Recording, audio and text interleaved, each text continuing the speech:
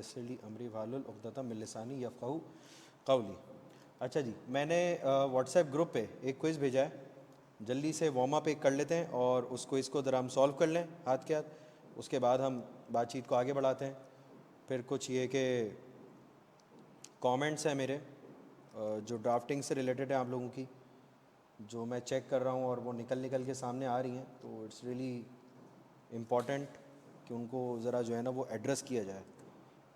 ठीक है जी, तो ये क्विज़ है, क्विज़ नंबर 7। सारे बच्चे मिलके इसको सॉल्व करेंगे, उसके बाद फिर इसका आंसर डिस्कस करेंगे और फिर इंशाल्लाह हम लोग जो अपना ISA 210 है इंगेजमेंट लेटर वो हम डिस्कस करेंगे। ठीक है, तो क्विज़ नंबर 7 आपकी स्क्रीन के सामने, आपका समय शुरू होता है अब। अच्छा, क्विज़ नंबर 7 क्या कहता है? Comment on the validity of each of the following statement. तो उसने 5 स्टेटमेंट दिए हैं और कह रहे हैं कि भाई ये स्टेटमेंट सही है या गलत है, आपने बताना है। तो जब बोले ना कि comment on the validity, validity का मतलब either these statements are okay और नॉट ओके, ट्रू और फॉल्स, या जो भी सच्चाई है इसमें या जितना भी झूठ है आप उसको निगेट करो किस तरीके से करो, आप उसको सपोर्ट करो तो किस तरीके से कर रहे हो, आपने प्रॉपर कमेंट करना है। ठीक है, inherent risk can be lowered by a strong internal control environment and oversight by the, thank you sir, inherent risk can be lowered by a strong control environment and oversight by the entity. Comment number 1 है। Comment number 2 है, audit risk is derived from errors arising out of inherent risk which are not prevented detected by entities internal controls. Number 3 is detection risk can be lowered by carrying out more substantive tests in audit. Fourth comment is higher inherent risk lead to higher detection risk, consequently resulting in overall higher audit risk. At an audit client, inherent risk can be assessed at 50% and control risk can be assessed at 80%. To achieve an overall level of acceptable audit risk of 10%, the detection risk would be only 25%. ठीक है जी, मैं पहचान गया। Okay जी, thank you so much. आवाज़ clear है online वाले बच्चों? वीडियो क्लियर है? सही नज़र आ रहा हूँ मैं, दिख रहा हूँ?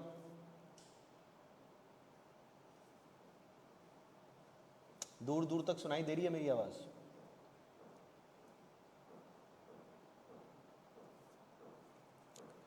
चलें जी, जल्दी से इसको सॉल्व करें।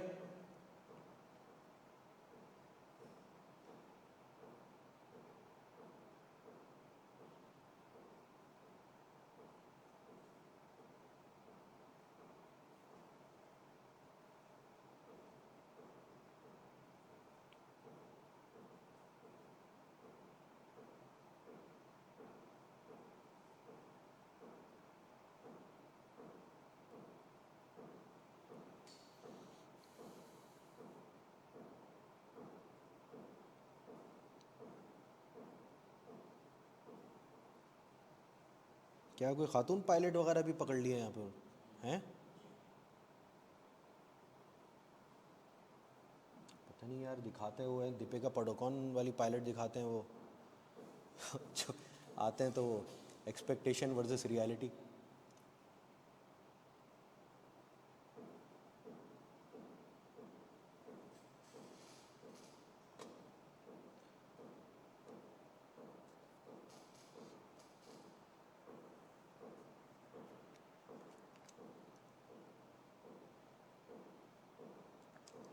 अल्लाह खैर करे, हालात जो है ना बड़े ख़राब हैं, एस्केलेट ना हो मामलात।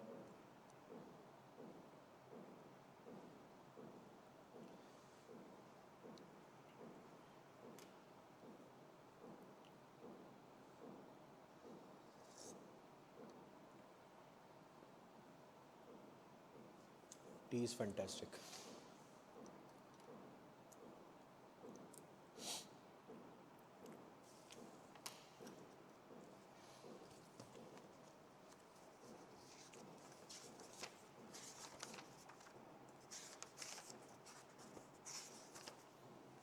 ऑनलाइन वाले बच्चों ड्राफ्ट कर रहे हो ना सारे? सब ने ड्राफ्ट करना है, ठीक है जी बच्चा? समझ में आ रहा है? ऑनलाइन वाले बच्चों सवाल समझ में आ रहा है?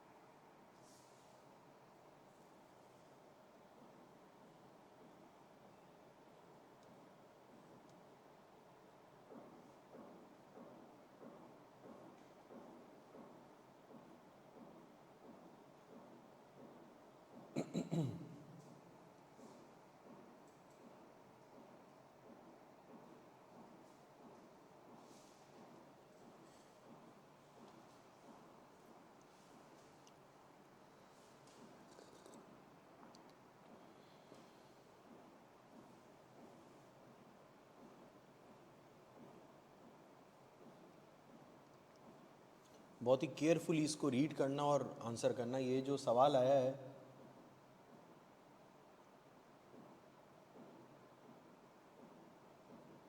ये सवाल आया आपकी ऑडिट रिस्क की इक्वेशन से, inherent risk into control risk into detection risk. तो वहाँ से ये प्रश्न उठ के आया है।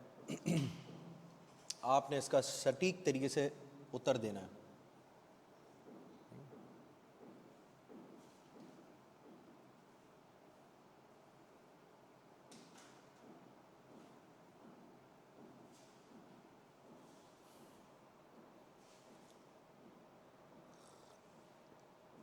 ये सवाल जो है ना आपका अनुशासन टेस्ट कर रहा है, आपका प्रशासन टेस्ट कर रहा है। गणेश ऐसे ही होता है ना, अनुशासन, प्रशासन, अनुभव, अनुभव, आपका ज्ञान जो है ना उसको परख रहा है ये।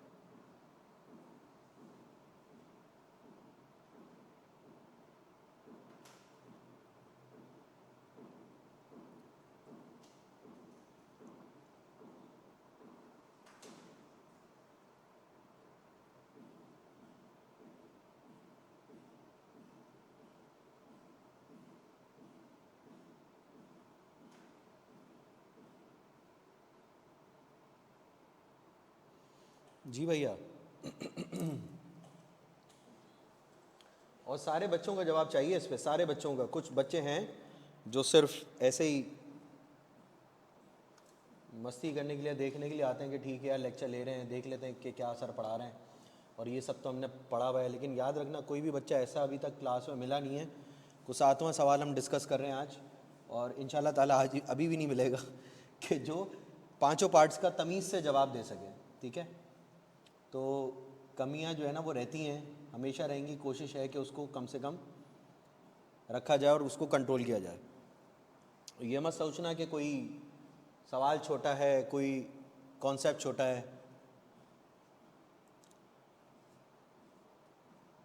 क्योंकि अम्मी जान कहती हैं कि कोई सवाल छोटा नहीं होता।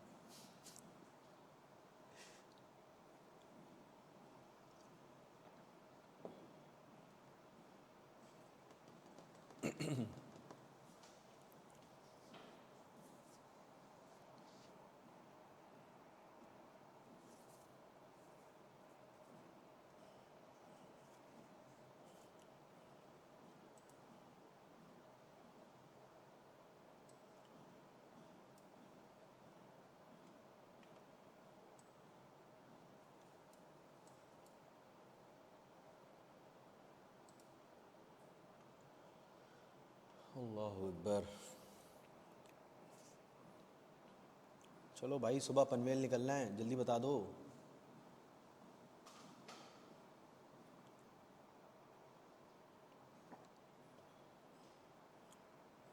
ऑनलाइन में से भेजा किसी ने जवाब?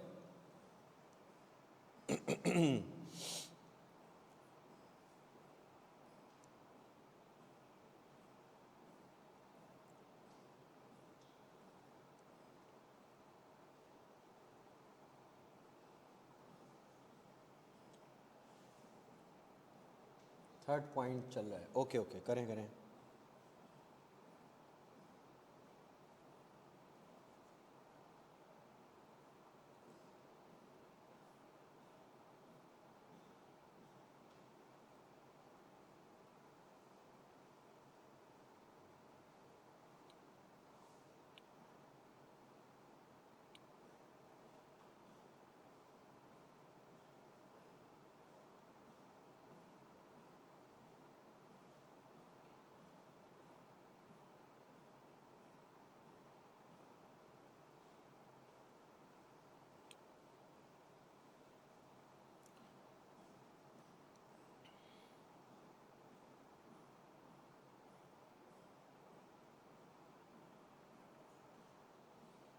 देखिए, आज है 5वीं क्लास, ठीक है, और जितने बच्चे ऑनलाइन भी देख रहे हैं, जितने बच्चे इस क्लास को यूट्यूब पे देखेंगे, उन सब बच्चों को बताता चलूँ कि ये आखिरी क्लास है जो यूट्यूब पे अपलोड हो रही होगी। इसके बाद सारी क्लासेस जो है वो पोर्टल के थ्रू ली जाएंगी इंशाल्लाह। तो अगर किसी ने अभी तक रजिस्ट्रेशन नहीं कराई है तो वो रजिस्ट्रेशन करा ले, या कच्ची पर्ची कटवा ले, कुछ भी करवा ले, पोर्टल पकड़ ले भाई।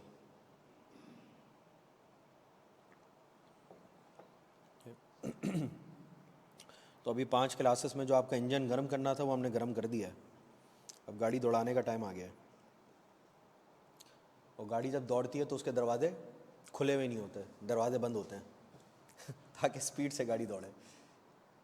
कैसा नहीं दिया? अच्छा,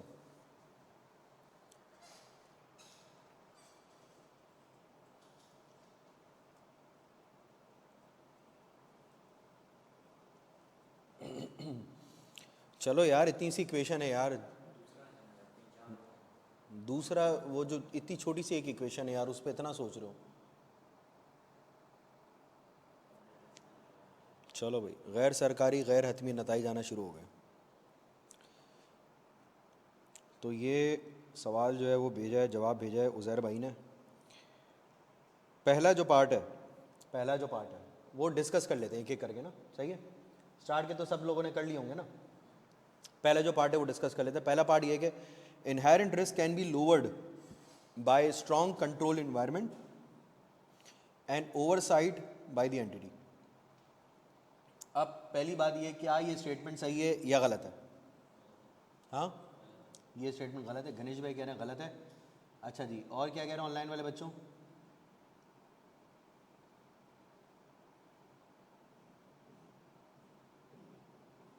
है जी। ये भाई क्या कह रहे हैं? No inherent risk can not be lowered by strong control environment and oversight by the entity, rather inherent risk operates independently of control. Inherent risk operates outside of the entity. Outside of the entity मतलब entity के बाहर inherent risk operate कर रहा है, entity के अंदर inherent. ये last वाली जो लाइन है ना, बिल्कुल गलत लिखी है ये, ठीक है।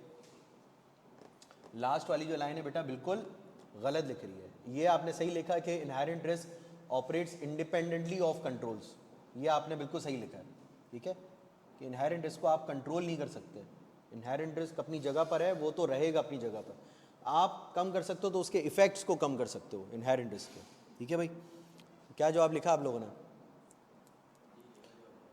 यही जवाब लिखा है नोमान?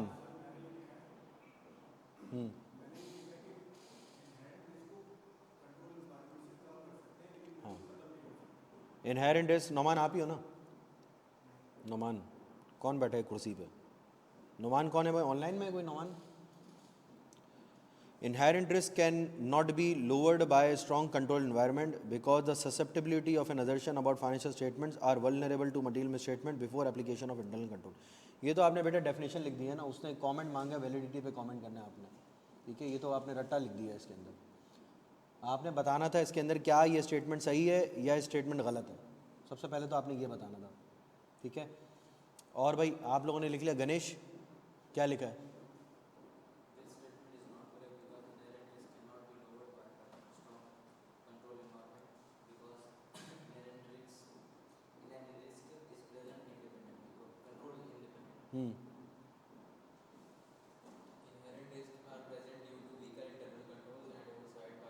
स्टेटमेंट सही है या गलत है, पहले ये लिखना था। वो एंड में लिखा है। चलो फिर से पढ़ो।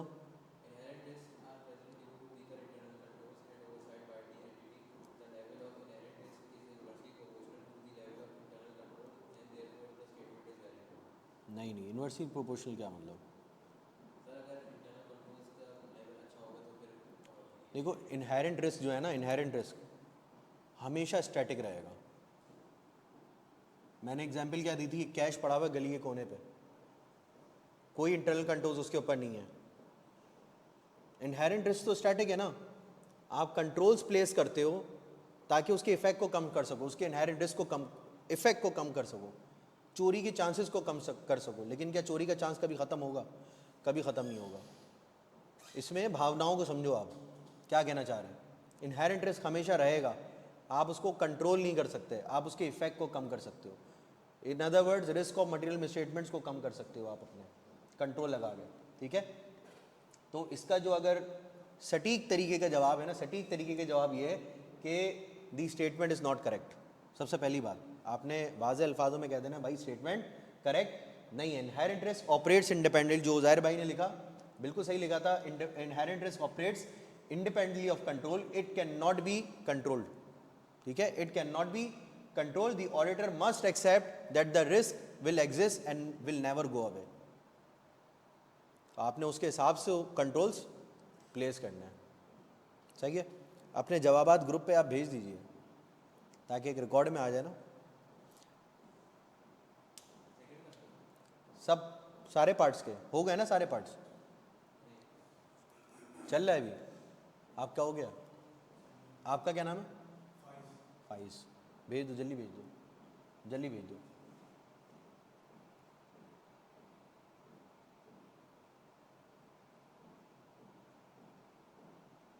चले जल्दी से करें, जल्दी से करें, छेती छेती छेती छेती।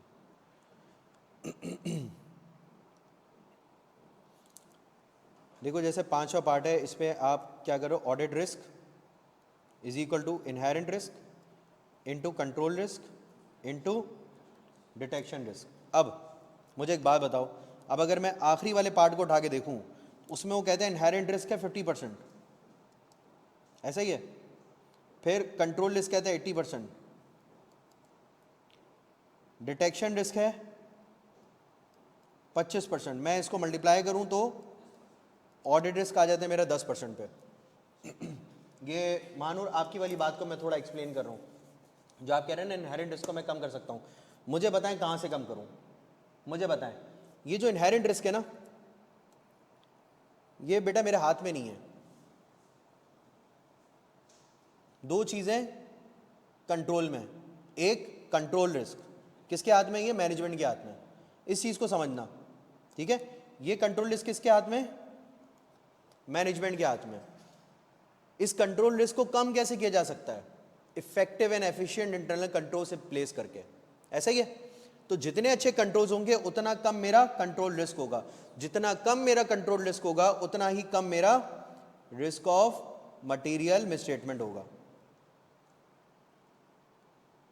अब इनहेरेंट रिस्क भी आ गया, कंट्रोल रिस्क भी डिटरमाइन हो गया। भाई कंट्रोल लगाने के बाद कंट्रोल रिस्क मेरा 80% है, असेस कर लिया। डिटेक्शन रिस्क अब मेरा ऑडिट रिस्क है। जितना ज़्यादा मेरा रिस्क ऑफ मटेरियल मिसस्टेटमेंट होगा उतना ज़्यादा मेरा ऑडिट रिस्क भी होगा। अगर मैं कहूँ यार ये ऑडिट रिस्क है मेरा 10% पे, चूंकि डिटेक्शन रिस्क है मेरा 25% पे, अब ऑडिट रिस्क मेरे लिए एक्सेप्टेबल जो है ना वो 2% है, तो अब क्या करोगे तुम? डिटेक्शन रिस्क को रिवाइज कर दोगे ना, डिटेक्शन रिस्क को रिवाइज कर दोगे जाके। इसका मतलब क्या है? ऑडिटर के हाथ में क्या है? ऑडिटर के हाथ में डिटेक्शन रिस्क है, मैनेजमेंट के हाथ में कंट्रोल रिस्क है। कंट्रोल से मैनेजमेंट के हाथ में, मैनेजमेंट अच्छे कंट्रोल लगा के इस कंट्रोल रिस्क को मिनिमाइज कर सकती है। ऑडिटर अच्छे प्रोसीजर लगा के, रेलेवेंट रिलायबल ऑडिट प्रोसीजर्स लगा के, करेक्ट असर्शंस को वेरीफाई करके, करेक्ट रिस्क असेस करके डिटेक्शन रिस्क को कम कर सकता है। मैंने ना पिछली क्लास में बात की, ना मैंने आज की क्लास में बात की कि मैं इनहेरेंट रिस्क को कभी छेड़ भी सकता हूं कि नहीं छेड़ सकता। ये मैंने इस इक्वेशन से भी प्रूव कर दिया। ये पार्ट लॉक रहेगा हमेशा, ये पार्ट हमेशा लॉक रहेगा। ये कॉन्सेप्चुअल डिस्कशन है, ये पार्ट हमेशा लॉक रहेगा, ये कभी चेंज नहीं होगा। इसके इफेक्ट को कम कर सकता हूं। इफेक्ट का मतलब, जब मैं बोलूं इफेक्ट को कम कर सकता हूं, इसका मतलब मैं रिस्क ऑफ मटेरियल मिसस्टेटमेंट को कम कर सकता हूं। और जब मैं कहूं कि रिस्क ऑफ मटेरियल मिसस्टेटमेंट को कम कर सकता हूं, इसका मतलब मैं कंट्रोल रिस्क पे काम कर सकता हूं। मैं मैनेजमेंट, ये एंटिटी के अंदर की बात है, मैं मैनेजमेंट इस पे काम कर सकती है, मैनेजमेंट इस पे काम करता है ऑडिटर। और ये क्या हो गया? नो फ्लाई जोन एरिया है, ठीक है। टर्म चल रही है ना आजकल बहुत, नो फ्लाई जोन। आप आ ही नहीं सकते भाई इसके अंदर, आप आ ही नहीं सकते। आपको अपना डिफेंस सिस्टम स्ट्रांग करना पड़ेगा ताकि इनहेरेंट रिस्क के जो मसले मसाइल है ना आपको इफेक्ट ना करे, आपके फाइनेंशियल स्टेटमेंट्स को इफेक्ट ना करे। In other word, risk of material misstatement को बढ़ाए नहीं। तो अगर कंट्रोल्स फारिग हुए, रिस्क ऑफ मटेरियल मिसस्टेटमेंट बढ़ा, इसका मतलब मेरा डिटेक्शन रिस्क भी बढ़ा। और जब मेरा डिटेक्शन रिस्क बढ़ता है तो मेरा ओवरऑल ऑडिट रिस्क भी क्लियर है। मानूर कोई सवाल है?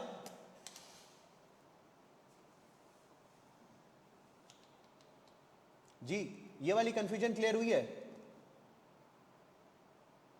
छेती छेती, जबरदस्त जबरदस्त। चलें जी अगले पार्ट की तरफ चलते हैं। व्हाट्सएप पे अभी तक सिर्फ 2 बच्चों ने पूरा पूरा जवाब भेजा है, 2 बच्चों ने भेजा है। ये सिंपल सा कोई 5 नंबर का क्वेश्चन है, 1 नंबर एक उसके लिए। और कितने देर से आप लोग अटेम्प्ट कर रहे हो यार? अभी तो हमने कवर ये किया है, उस वक्त क्या होगा कि जब मैं 8 टॉपिक कवर करा दूंगा और मैं वापस से चले जाऊंगा, चलो तीसरे वाले जो टॉपिक है उसका क्विज हम लेते हैं, फिर क्या होगा? आपको तो डेली बेसिस पे अपने आप को अपडेट रखना है, डेली बेसिस पे अपने आप को रिवाइज रखना है आपने, ठीक है? तो चलो आंसर को शेयर करो, मैं ज़रा दूसरा पार्ट जो है ना वो भी डिस्कस कर लेता हूँ, क्योंकि हमने स्टैंडर्ड भी कवर करना है। दूसरा जो पार्ट है इसके अंदर, the audit risk is drive from errors arising out of inherent risk which are not prevented detected by entities internal control. जी भाई, क्या विशेष टिप्पणी है आप लोगों की इस पे? उजैर भाई क्या कह रहे हैं? Audit risk can be prevented detected by applying strong internal controls. अच्छा जी, उजैर भाई नहीं यार मज़ा नहीं आया। हाँ,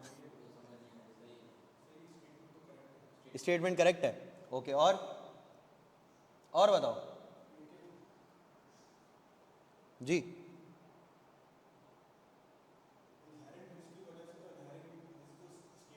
स्टैटिक है, ठीक है, कोई मसला नहीं, कोई मसला नहीं। हाँ हारिस भाई, no audit risk is not drive from errors arising out of pre inherent. Audit risk is the combination of ये and control this and only be prevented by anti. अच्छा जी उजैर भाई ये कह रहे हैं, गणेश भाई क्या कह रहे हैं? Yes this statement is correct because, अच्छा तीसरे पे ये स्किप कर दिया आपने। हाँ जी, आपने क्या लिखा है? करेक्ट और इनकरेक्ट? करेक्ट है, हाँ।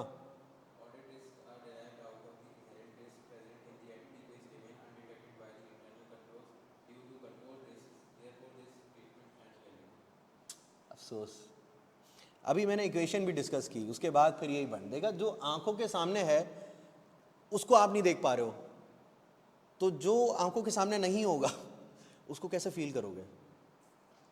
सवाल को समझो, सवाल लिखा मैंने इसलिए बोला इजी है, इस चीज़ को देख लो कि लिखा हुआ क्या है। सबसे पहले पिक करो, ऑडिट रिस्क के बारे में बात हो रही है, ऑडिट रिस्क के बारे में बात। जब मैं बोलूं ऑडिट रिस्क के बारे में बात हो रही है, इसका मतलब audit risk is equal to risk of material misstatement into detection risk. जब मैं रिस्क ऑफ मटेरियल मिसस्टेटमेंट को डिफाइन करूं, इसका मतलब इनहेरेंट रिस्क की बात कर रहा हूं, इसका मतलब मैं कंट्रोल रिस्क की बात कर रहा हूं। वापस से आ जाओ। Is drive from errors rising out of inherent risk which are not prevented by entities internal controls. Arising out of inherent risk not detected prevented by entities internal control. तो मैं तो रिस्क ऑफ मटेरियल मिसस्टेटमेंट में ही रह गया ना। अब इसको मैं फिर डिफाइन करूंगा, लिरिक्स बैठ जाती है ना दिमाग में, कि कुछ भी ना कहा कुछ कह भी गए, कुछ भी ना कहा कुछ कह भी गए, कुछ कहते कहते रह भी गए। तो कुछ भी ना कहा, वो ये ना कहा कि ऑडिट रिस्क की डेफिनेशन क्या है। कुछ कहते कहते रह भी गए कि भाई इस इक्वेशन में जब मैं ऑडिट रिस्क की बात करूं तो इसके अंदर डिटेक्शन रिस्क भी आता है। तो ऑडिट रिस्क वो है जो मैनेजमेंट के कंट्रोल्स में भी ना आए और ऑडिटर उसको डिटेक्ट भी ना कर पाए। कुछ भी ना कहा कुछ कह भी गए, कुछ कहते कहते रह भी गए। तो दिस स्टेटमेंट इज इनकम्प्लीट। मानू ने बड़ा जबरदस्त तरीके से जवाब दिया है, दिस स्टेटमेंट इज इनकम्प्लीट। अगर कोई चीज यहां से बच जाती है, भाई तुम रिस्क और मटेरियल मिसस्टेटमेंट असेस क्यों करते हो? To design your audit procedure, to decide on the extent of audit procedure, to decide on the nature of audit procedure to be performed, ताकि तुम अपने डिटेक्शन रिस्क को कम से कम कर सको। इसका मतलब जब तुम risk of material misstatement higher level पे असेस कर रहे हो, in other words you have assessed कि कंट्रोल्स फारिग हैं, और तुम ये रिस्क देख रहे हो कि अगर मैं कोई चीज ना पकड़ूं इसके चांसेस ज्यादा हैं, और ये मेरे ओवरऑल ऑडिट रिस्क को बढ़ा रही है। अब जाके स्टेटमेंट फिर से देखो, अब तुम्हें समझ में आ जाएगा।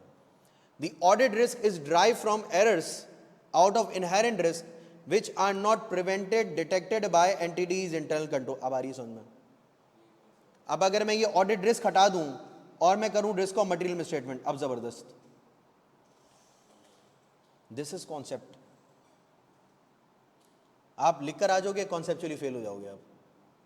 यार दिस स्टेटमेंट इज करेक्ट, आप सही कह रहे हो लेकिन अधूरा सच है, अधूरा सच है। नमाज पढ़ ले ना जाओ, नशे की हालत में, पूरी स्टेटमेंट सही है। Detection risk can be lowered by carrying out more substantive test in an audit. जी भाई क्या कहते हैं हम लोग? हाँ जी, क्या कहते हैं इसके बारे में?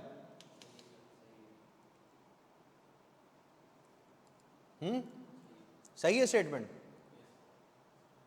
इसको भी कह रहे हो सही है? हाँ जी, सारे बच्चे कह रहे हैं सही है, सही होगी यार। ठीक है, चलो एक तो सही होगा ना यार, एक तो सही होगा। ठीक है भाई, स्टेटमेंट सही है, क्योंकि detection risk can be manage by the auditor by designing your substantive procedures. तो ये स्टेटमेंट आपकी बिल्कुल दुरुस्त साबित हुई, सटीक साबित हुई आपकी ये स्टेटमेंट। आपका अनुशासन जो है वो सही जगह जाके बैठा है। अगला statement, higher inherent risk leads to higher detection risk, consequently it increases the overall audit risk. क्या कहिएगा इसके बारे में? बेटा जो ऑनलाइन वाले बच्चे हैं ना वो जवाब नहीं दे रहे हैं ग्रुप पे, अपने जो ड्राफ्टिंग है वो नहीं भेज रहे हैं, तो जब तक आप अपनी जो टेस्ट है वो जमा नहीं कराओगे डॉक्टर को, डॉक्टर ने टेस्ट लिख के दे दिया भाई आपको हार्ट का मसला है, आप बीपी टेस्ट कराओ, आप कोलेस्ट्रॉल टेस्ट कराओ, और आप जो है ना प्रिस्क्रिप्शन लेके बैठ गए आराम से, उससे सही नहीं होगे भाई। आपने तस्वीर लेनी है उसकी रिपोर्ट की और डॉक्टर को भेजनी है कि डॉक्टर साहब ये लो मेरे बीपी की रिपोर्ट, ये लो मेरी शुगर की रिपोर्ट, ये मेरा सीबीसी। डॉक्टर रिपोर्ट देखेगा और बताएगा भाई तुम्हें ये मसला है, और जब तक आप रिपोर्ट नहीं भेजोगे तो फिर बात कैसे बनेगी? बात तो नहीं बनेगी, ठीक है, बात नहीं बनेगी। ओपन वाले ग्रुप पे भेज दें, अभी फिलहाल ओपन वाले ग्रुप पे भेज दें। अभी मैं था ओपन वाले ग्रुप पे, ठीक है जी। अतिया, मैंने आपका आंसर देख लिया यहाँ पे। The statement is correct that detection risk can be lowered by carrying out more procedure substantive test in the audit. जबरदस्त, ठीक। अगली statement, at an audit client, inherent risk can be assessed at 50% and control risk can be assessed at 80%. To achieve an overall level of acceptable audit risk of 10%, the detection risk would be 25%. अब ये mathematical सवाल था तो calculator exam में लाजमी रख के ले जाना और फिर इसको सॉल्व करना। तो बच्चों बताओ ये सही है या गलत है? ये सही है, हाँ जी सही है। अभी उलमाए कराम ने जो है वो कैलकुलेटर उठाया हुआ है और वो हाँ सही है, सही है। अब इसको 2% पे कर लो ज़रा। कंट्रोल रिस्क को इस तरीके से एडजस्ट करो तुम, बीइंग एन ऑडिटर, अज्यूम करो एक सवाल है कि you are an auditor in a firm of chartered accountant and you are a senior manager.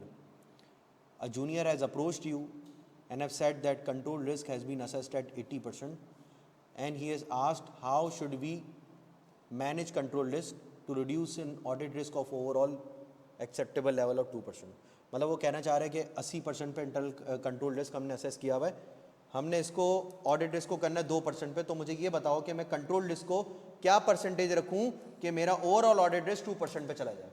जल्दी से, सिंपल सा है, मैच करके बतानी है, सिंपल सी।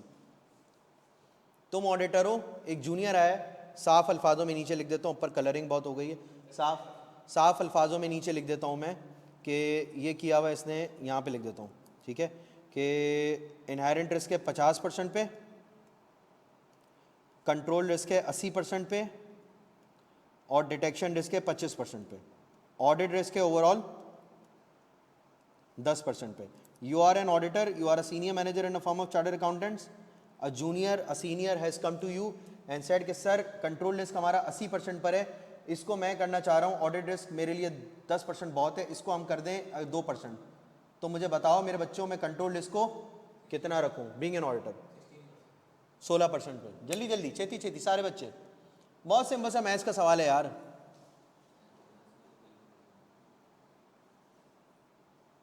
16%, सारे 16%, सब कह रहे हैं 16%। जल्दी से, फास्टेस्ट फिंगर फर्स्ट वाला जवाब है।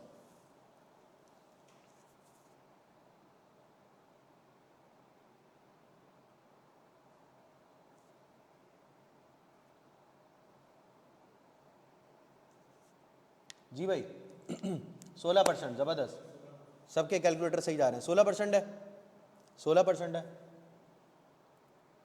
सवाल रिपीट कौन करेगा मेरा? मेरा सवाल रिपीट कौन करेगा? जो मैंने सवाल किया था, मेरा सवाल कौन रिपीट करेगा?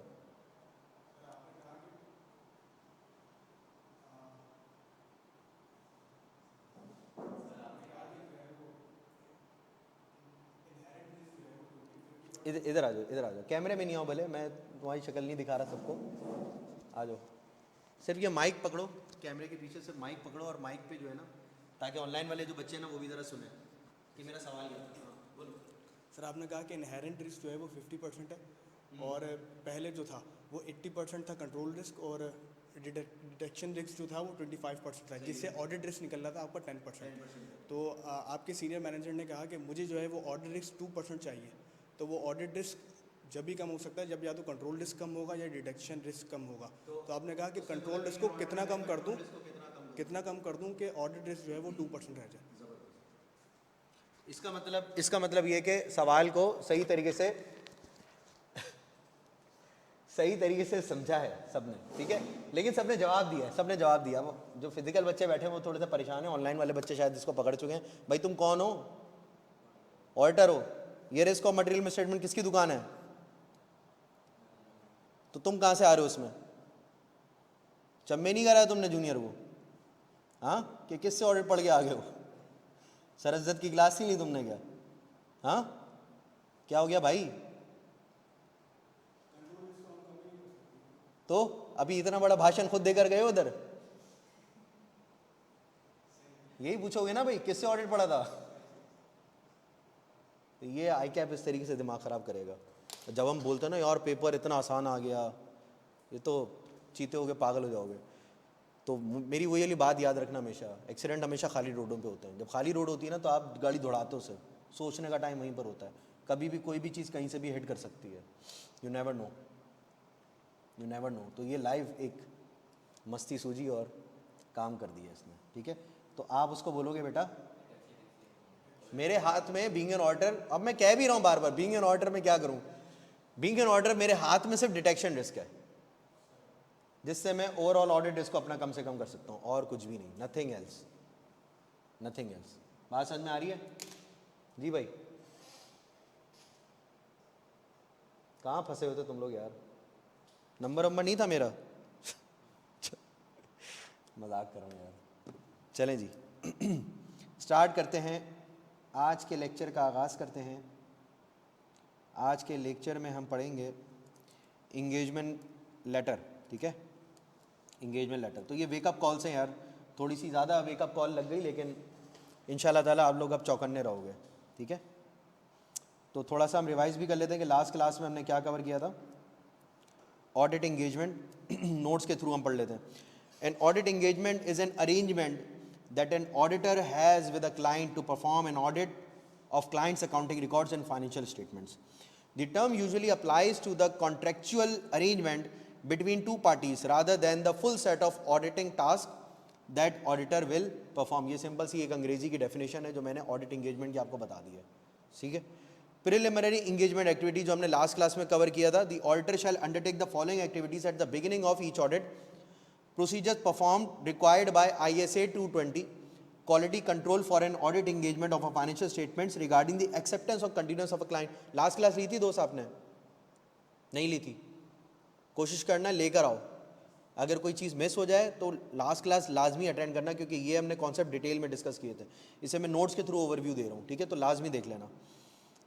अच्छा जी, financial statement regarding the acceptance और continuance of client relationship and specific audit engagement, this will involve establish. सीन ये था कि भाई एक एंटिटी है, गणेश भाई ने कोई कंपनी खोली, गणेश कॉरपोरेशन लिमिटेड। गणेश भाई आ गए कि भाई आप क्या हमारी कंपनी का ऑडिट कर दोगे? तो गणेश भाई का ऑडिट एक्सेप्ट कर, इनकी कंपनी का ऑडिट एक्सेप्ट करने से पहले मैं कुछ चीज़ें असेस करूंगा फर्म के लेवल पे, ठीक है, कि क्या मैं इतना टेक्निकली कॉम्पिटेंट हूँ कि नहीं हूँ, क्या मुझे गणेश भाई की जो इंडस्ट्री है उसका एक्सपीरियंस है कि नहीं है, उसकी फाइनेंशियल रिपोर्टिंग स्टैंडर्ड्स की, उसकी लॉ एंड रेगुलेशन की, उसकी इंटरनल कंट्रोल एनवायरनमेंट, उसके की प्लेयर्स की मार्केट में अरे वो मुझे अंडरस्टैंडिंग है कि नहीं है। दूसरी बात ये कि क्या मैं कंप्लाई कर सकता हूँ एथिकल फंडामेंटल प्रिंसिपल से।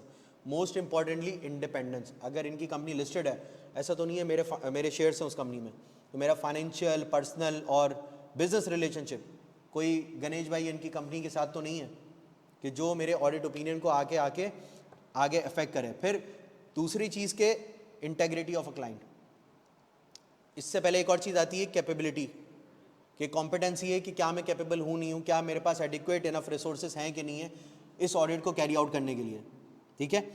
फिर इंटेग्रिटी ऑफ क्लाइंट आ जाता है, ठीक है, and does not have any information that would lead to conclude that the client's lack integrity.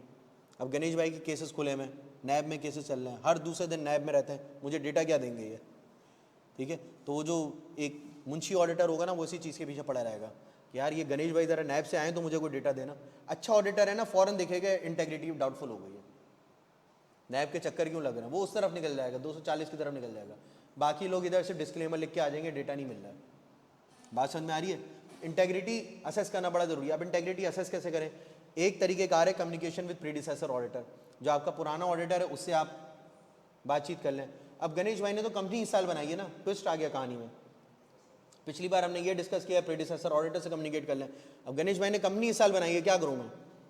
तो हो सकता है भाई गणेश भाई किसी और कंपनी में काम करें, उनके बोर्ड ऑफ डायरेक्टर्स किसी और कंपनी में हो, कॉमन मैनेजमेंट हो कहीं पे, तो मैंने उस कंपनी के साथ काम किया हुआ है, तो मुझे पता लग जाएगा इनकी कंपनी में जो डायरेक्टर्स हैं वो किस तरह काम करते हैं। मैं मार्केट में थोड़ी सी रिसर्च कर लूँगा इनके बारे में, मैं गणेश भाई का जो बैकग्राउंड चेक है वो कर लूँगा अच्छी तरीके से, तो मुझे पता लग जाएगा कि भाई ये किस तरीके के आदमी किस तरीके काम कर रहे हैं, ठीक है।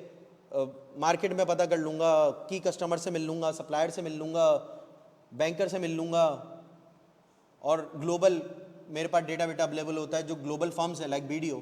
तो क्या होता है भाई, ग्लोबल फर्म से भी हम पूछ सकते हैं। लेट्स से कि गणेश भाई की एक सब्सिडरी जो है ना वो दुबई में है, एक कंपनी UK में, चाइना में, जर्मनी में, तो मैं जो रिस्पेक्टिव ऑफिस है उनसे भी कम्युनिकेट कर रहा हूँ कि भी बताओ कोई इस तरह की ऐसी कोई चीज़ तो नहीं है जो देख के मुझे लगे कि यार मुझे ऑडिट एक्सेप्ट नहीं करना चाहिए, तो वो चीज़ मुझे तुम बताओ, ठीक है। तो उसको एक कॉन्फ्लिक्ट चेक कहते हैं, वो रन होता है। फिर significant matter that have arisen during current या प्रीवियस ऑडिट एंगेजमेंट। भाई मैं इनका ऑडिट करता हुआ आ रहा हूँ, तो ये होता है कि अभी मैंने 2024 31 दिसंबर 2024 का ऑडिट किया है, इनको अकाउंट्स मैंने ऑडिट रिपोर्ट इनको साइन करके दिए, उन्होंने कहा यार बोर्ड में प्रेजेंट करनी है, आप अगले साल का भी कंसर्न लेटर मुझे दे दो। हर साल का आपको कंसर्न लेटर देना पड़ेगा, क्यों? क्योंकि ऑडिटर की जो अपॉइंटमेंट है वो from the date of AGM till the conclusion of next AGM तक रहती है। तो बोर्ड ऑफ डायरेक्टर्स आपका कंसर्न लेके जाएंगे AGM के अंदर, और आप ऑडिटर हो गए until the conclusion of next AGM। तो आपको ये चीज़ हर साल करनी है।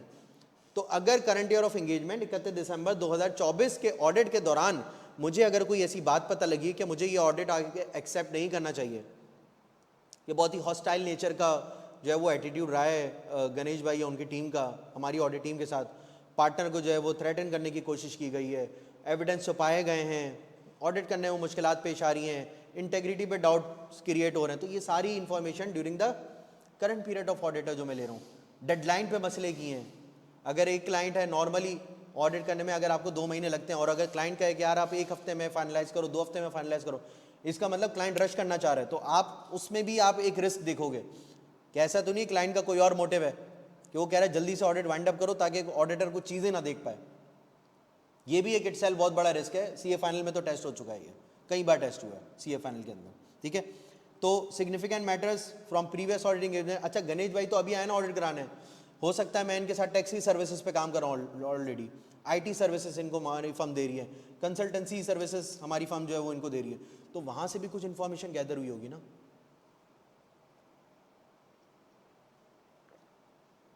तो मैं वो इन्फॉर्मेशन देख लूँगा। Evaluate compliance with relevant ethical principle, independence in accordance with ISA 220, establish an understanding of the terms of audit engagement.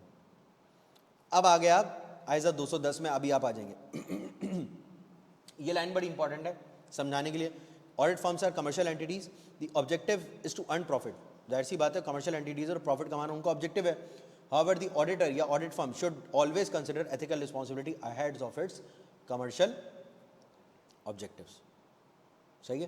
तो एक जैसे मिसाल है कि भाई एक कंपनी है, अब एक फर्म ने उसको अप्रोच किया कि भाई आप हमारे पास आ जाए, हम आपकी ऑडिट फीस रिड्यूस कर देंगे, कम ऑडिट फीस आपसे लेंगे, आप करा देना। ICAP ने डायरेक्टिव्स निकाले इसके बाद कि भाई आप जो भी ऑडिट फीस चार्ज करोगे वो प्रीडिसेसर ऑडिटर से कम नहीं हो सकती, ज़्यादा कम नहीं हो सकती, आप इक्वली चार्ज करोगे। तो ये ICAP ने, क्योंकि अंडर कटिंग चल रही थी ना, अंडर कटिंग चल रही थी, फिर फर्म्स क्या कर रही थी, क्लाइंट पकड़ने के लिए अंडर वो कोड कर रही थी, फी कोड कर रही थी, ICAP ने डायरेक्टिव निकाल दिया। तो रेगुलेटर भी बैठा हुआ इन सब चीज़ों को देख रहा है। फिर हमने बात की प्रोफेशनल क्लियरेंस के बारे में। इसको हम थोड़ा सा स्किप कर लेंगे क्योंकि वो हमने लास्ट क्लास में बहुत डिटेल लेवल में चीज़ें डिस्कस करी। अगर किसी का कोई सवाल है पिछली क्लास से रिलेटेड तो वो पूछ सकता है। जी भैया, सवाल है किसी का? तो सवाल है। ऑब्जेक्टिव, अब आ गए आप ISA 210 की दुनिया में।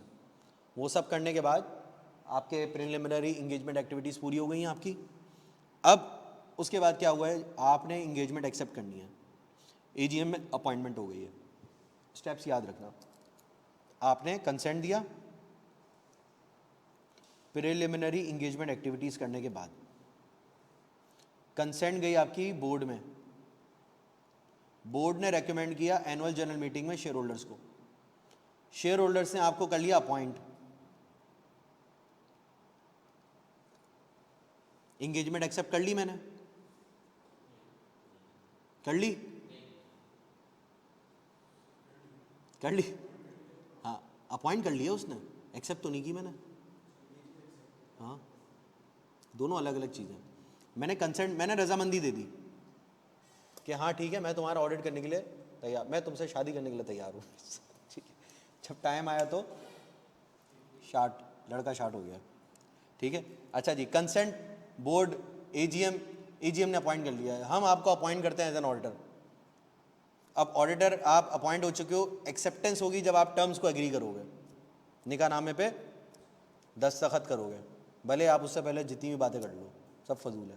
सही है, अब क्या होगा, अपॉइंटमेंट आपकी हो गई है, अब आपने इंगेजमेंट लेटर साइन करना है, वो दस्तखत साइन करना है जिसकी बेसिस पे आप इस इंगेजमेंट को एक्सेप्ट करोगे। यहां से कार्रवाई शुरू होती है, इसके बाद से, इस पॉइंट के बाद से कार्रवाई शुरू होती है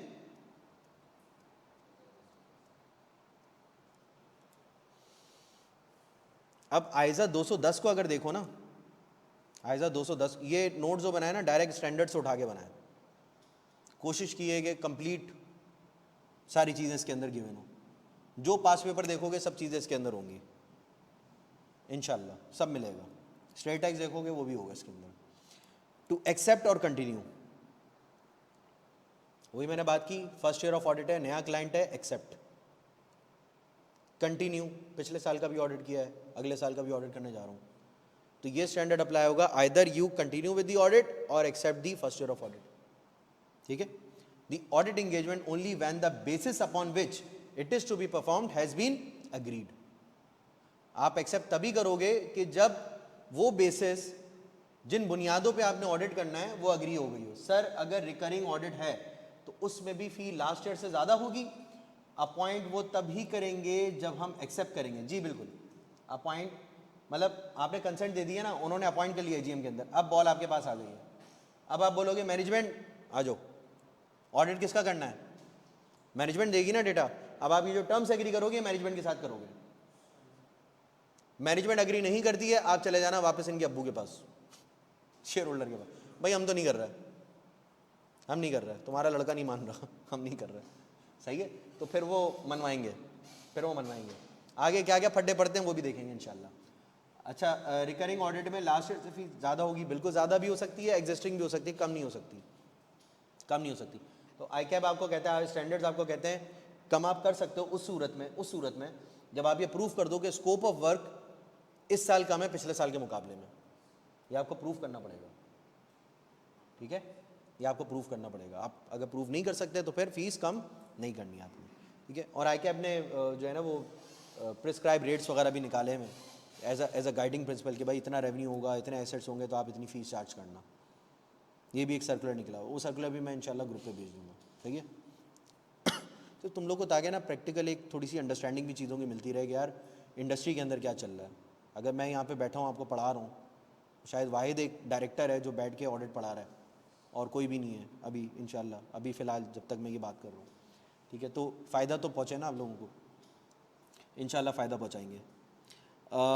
दो ऑब्जेक्टिव्स हैं आइजा 210 के, एक establishing whether pre conditions of an audit are present, pre conditions of an audit are present, sir ये क्या होती हैं देख लेते हैं। Confirming that there is a common understanding between the auditor and management and where appropriate those charge governance. ये क्यों लिखा है दो चार्ज गवर्नेंस? इसलिए लिखा है छोटी कंपनीज के लिए। मैंने एक क्लास में कहा ना आपसे कि कुछ छोटी कंपनीज होती हैं उसमें बोर्ड भी सेम होता है, वही होता है जो मैनेजमेंट होती है, वो एक्स्ट्रा बंदे हायर नहीं करते, वो कहते हैं यार हम अभी चला लेंगे। सर अभी मैं एक ऑडिट की कर रही थी, मल्टीपल टाइम डेटा प्रोविजन के लिए रिमाइंडर्स दिए, but no positive response at the end. अच्छा ठीक है, चले इसको करते हैं डिस्कस, ठीक है, इसको करते हैं, मैं आगे नहीं पढ़ पाया, ठीक है। अच्छा, दो charge governance terms of audit engagement आपने एग्री करना है, और pre conditions of an audit exist कर रही हूँ आपकी। Pre conditions of an audit क्या होती हैं? ये आइजा नंबर 210 पैरा नंबर 6, ठीक है, वो भी हम आइजा से रीड कर लेंगे।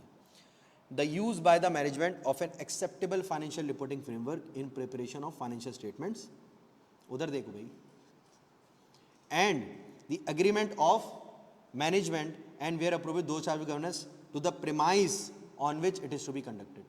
सबसे पहले आपका एक्सेप्टेबल फाइनेंशियल रिपोर्टिंग फ्रेमवर्क होना चाहिए और अग्रीमेंट होना चाहिए किन बेसिस पे, किन बुनियादों पे ऑडिट कंडक्ट होगा। इन दोनों बातों को मिला के कहते हैं pre conditions of an audit.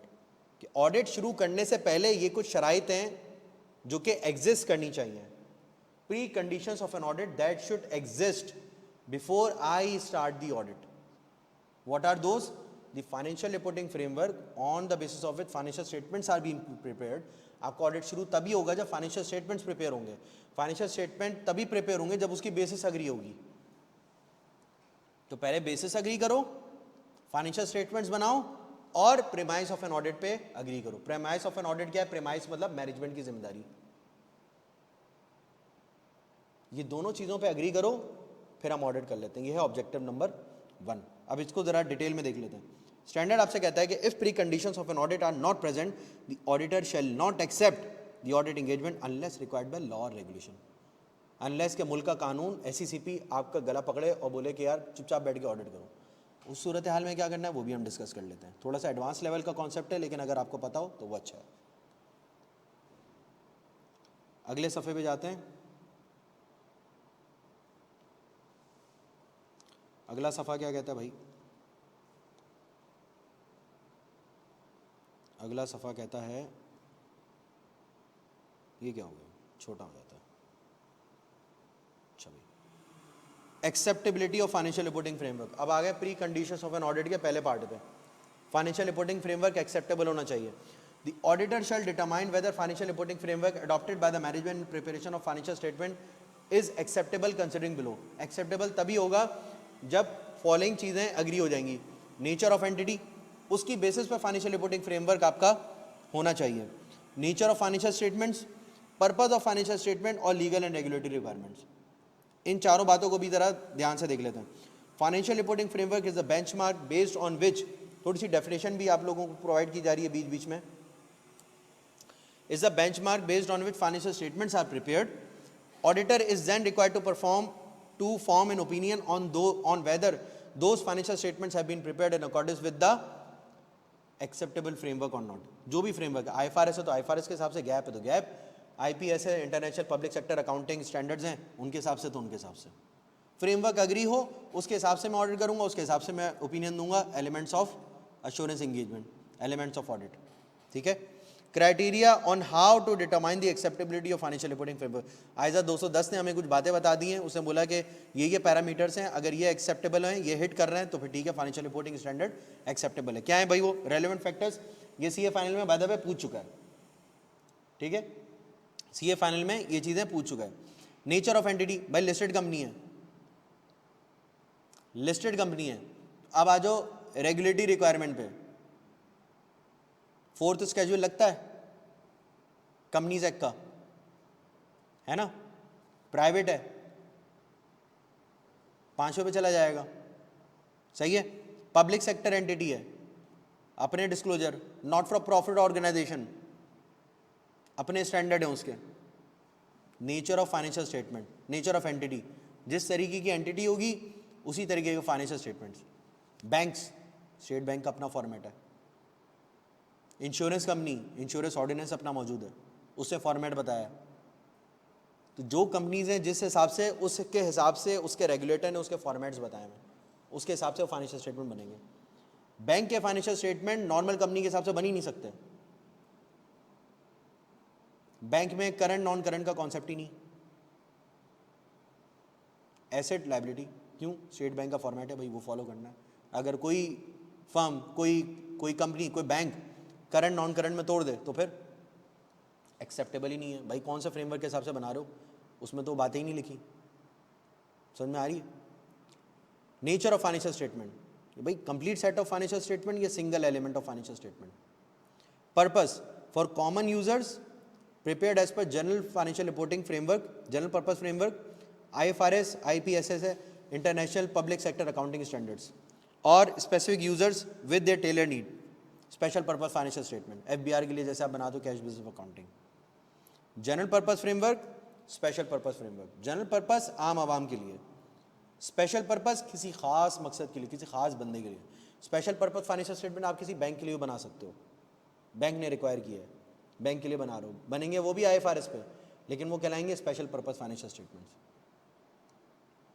एक ऑडिट किया मैंने नॉर्मल एक कंपनी है, लिस्टेड कंपनी, स्टैट्यूटरी ऑडिट किया, लिस्टेड कंपनी थी, प्रॉफिटेबिलिटी थी, मटीआरटी किस पे निकाली? PBT पे निकाली। लिस्टेड कंपनी थी ना, प्रॉफिट था, ऑडिट कर लिया। अब वो कंपनी कुछ महीने बाद वापस आई कि यार हमारे बैंक को अकाउंट सही है। किस बात के लिए भाई? वो फर्दर उन्होंने लोन्स वगैरह देना है, नेगोशिएशन चल रही है। उन्होंने कहा अभी तक का लेटेस्ट ऑडिट करा के आओ हमारे पास। अब मटीआरटी निकालूंगा, किस पे निकालूंगा?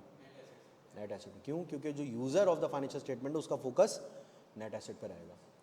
और ये स्पेशल पर्पस फाइनेंशियल स्टेटमेंट है जो सिर्फ बैंक के लिए बना रहा हूँ। आइज़ा 706 में चले जाओगे तो रिस्ट्रिक्शन और डिस्ट्रीब्यूशन चली जाएगी, एम्फेसिस और मेटा पैराग्राफ आ जाएगा।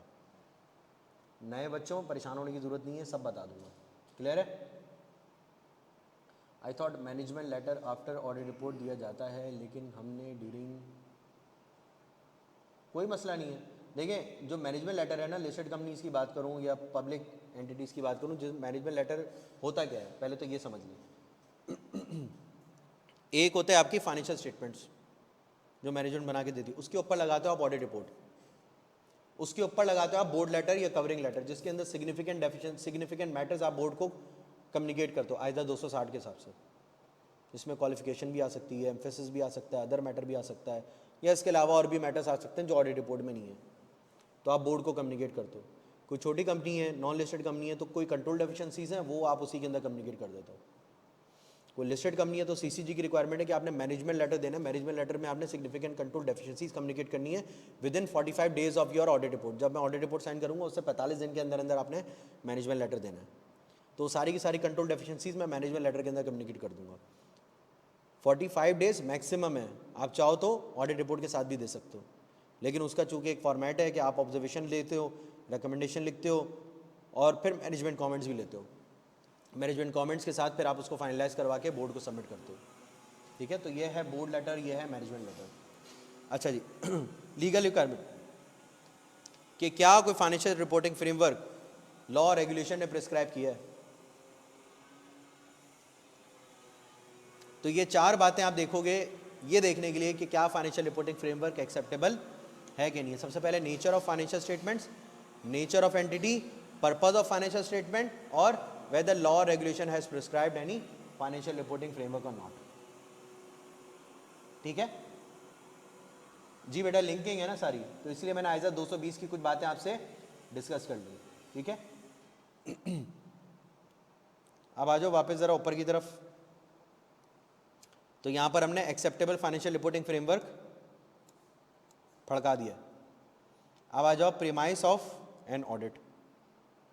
What is premise of an audit? Premise of an audit is the agreement of management। बहुत इंपॉर्टेंट है, वही बातें जो पिछली कोई 2 क्लासेस से हम डिस्कस करते आ रहे हैं। Premise of an audit is the agreement of management that it acknowledges and understands। 2 अलग अलग चीज़ें, एक तो वो एक्नॉलेज करती है कि हाँ हमें ये जो आपने बताई हैं जिम्मेदारियाँ ये हमें मिल गई हैं, दूसरा आपने जो जिम्मेदारियां बताई हैं हमें समझ में भी आ गई हैं। And it's responsibility for number 1 preparation of financial statements. सबसे पहली बात, फाइनेंशियल स्टेटमेंट्स बनाने की जिम्मेदारी किसकी? यही बात मैं करता हूँ ऑडिट रिपोर्ट के अंदर, यही बात मैं करता हूँ एंगेजमेंट लेटर के अंदर, यही बात मैं करता हूँ बोर्ड के साथ कम्युनिकेशन में, कि फाइनेंशियल स्टेटमेंट बनाना जिम्मेदारी किसकी। इन अदर वर्ड्स में क्या कर रहा होता है, एक्सपेक्टेशन गैप को कम करता हूँ, रिड्यूस करता हूँ। Management should understand and acknowledge its responsibility to prepare financial statements in accordance with financial reporting framework as agreed. जो भी फाइनेंशियल रिपोर्टिंग फ्रेमवर्क अग्री हुआ है उसके हिसाब से फाइनेंशियल स्टेटमेंट्स बनानी है। ये मैनेजमेंट को क्या करना है, बोलो भाई, ये मैनेजमेंट को एग्री करना है, ये मैनेजमेंट को एग्री करना है। ठीक है जी। अच्छा फिर आप आगे आ जाओ।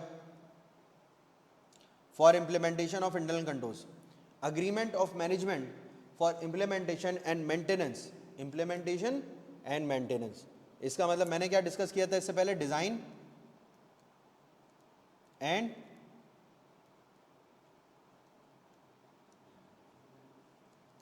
डीएनआई। पाकिस्तान के कानून की एग्जाम्पल दी थी यार, डिज़ाइन बड़ा ज़बरदस्त है, चोरी करेगा ये सज़ा होगी, डाका डालेगा ये सज़ा होगी। इम्प्लीमेंटेशन के बारे में पूछूं तो आप बोलोगे नहीं, तो इसका मतलब ओवरऑल कंट्रोल एनवायरनमेंट मेरा कमज़ोर है। तो मैनेजमेंट क्या करेगी, इम्प्लीमेंट भी करेगी और उसको मेंटेन भी करेगी। Of such internal controls as are necessary to enable preparation of financial statement that are free from material misstatement whether due to fraud। भाई मिसस्टेटमेंट होती ही दो चीज़ों की वजह से, गलती हो गई जानबूझ के, अनजाने में, जानबूझ के हुई तो फ्रॉड, अनजाने में हुई तो गलती। An independent audit conducted in accordance with ISAs does not act as a substitute for maintenance of such internal control necessary for the preparation of financial statements। ये एक और स्टेटमेंट क्लैरिफाई कर दी है। Number third, to provide the auditor with access to all the information of which management is aware that is relevant to the preparation of financial statements such as record, documentation and other matters. Additional information that the auditor may request management for the purpose of audit. Unrestricted access to the persons within the entity from whom the auditor determines it necessary to obtain audit evidence। ये बातें हम पढ़ चुके हैं जलन जिम्मेदारियों में, दूसरी क्लास में हमने डिस्कस किया था आई थिंक, ऐसे ही है। तो ये बातें और यहीं से निकल कर आती है inherent limitations. Management may not provide all the information. ठीक है, कुछ ड्राफ्टिंग में देख रहा हूँ बच्चे ना बहुत इंग्लिश के अल्फाज उसके अंदर यूज़ कर रहे हैं। Management can not provide all the information, भाई may not provide all the information. आप इवन शेल का वर्ड भी यूज़ नहीं करते, क्योंकि हमेशा ऑडिटर एंड टाइम तक अपने पास कोई ना कोई चांस रखता है, मार्जिन रखता है कि हो सकता है मैनेजमेंट इन्फॉर्मेशन दे दे, हो सकता है ये चीज़ वेरीफाई हो जाए, हो सकता है मैं क्लीन ओपिनियन दे दूँ, अनमॉडिफाइड ओपिनियन दे दूँ। तो आप हमेशा से ऐसी जार्गन्स यूज़ करोगे। English is different, audit is different, तो आपको ऑडिट वाली लैंग्वेज यूज़ करनी पड़ेगी। इसलिए मैंने क्या बोला कि स्टैंडर्ड आप कोशिश करो 10 मिनट रीड करो स्टैंडर्ड डेली बेसिस पे, उससे क्या होगा, हैबिट एक डेवलप हो जाएगी। आप वर्डिंग्स को कैच कर सकोगे कि यार वो ड्राफ्टिंग किस तरीके से कर रहा है, फिर आप कोशिश करोगे कि यार मैं भी उसी तरीके से ड्राफ्ट करूँ। सही है। अच्छा जी, अब आ जाओ scope limitation. If auditor believes that management या बोर्ड ऑफ डायरेक्टर्स या दो charge with governance imposing restriction in the terms of audit engagement that would result in providing a disclaimer of opinion, the auditor shall not accept such a statement। भाई opinion देने पे ही मसला हो जाएगा, क्यों? क्योंकि ऑडिट एविडेंस ही नहीं मिल रहा। अगर आपको अभी से ये लग रहा है, जो लास्ट क्लास में बात की थी तो उसने लिखा था management will not provide audit evidence. तो मैंने कहा जब management will not provide, will का मतलब आप श्योर हो। अब जब मे कहते हो ना तो शक होता है, जब विल कह दिया तो श्योर, अंग्रेजी है, डिफरेंस है थोड़ा सा। जब विल लिख दिया उस बच्चे ने क्या लिखा, विल नॉट प्रोवाइड। मैंने क्या कहा, भाई ये तो स्ट्रेट डिस्क्लेमर है, गलत है, इसके एक भी नंबर नहीं। आप मे लिख दोगे, विल हटा के मे लिख दोगे, कहानी खत्म हो जाएगी। अब मैं उस बच्चे से पूछो ना कॉल करके, वो मुझे सही एक्सप्लेन करेगा, लेकिन जो उसने लिखा है वो विल लिखा है, और ये कॉन्सेप्चुअली भंड है, ये कॉन्सेप्चुअली भंड है। तो ऑडिटर, ये जो एग्जामिनर है, ये तो वही देखेगा जो आपने लिखा है। तो सर इन प्रैक्टिकल लाइफ फाइनेंशियल स्टेटमेंट, अच्छा जी, तो स्टैंडर्ड में भाई फाइनेंशियल स्टेटमेंट बनाना जिम्मेदारी मैनेजमेंट की है, मैनेजमेंट बनाती है फाइनेंशियल स्टेटमेंट। ठीक है, और कोई अगर मसला है तो हम बाद में डिस्कस कर सकते हैं। सर एक कंपनी की इक्विटी,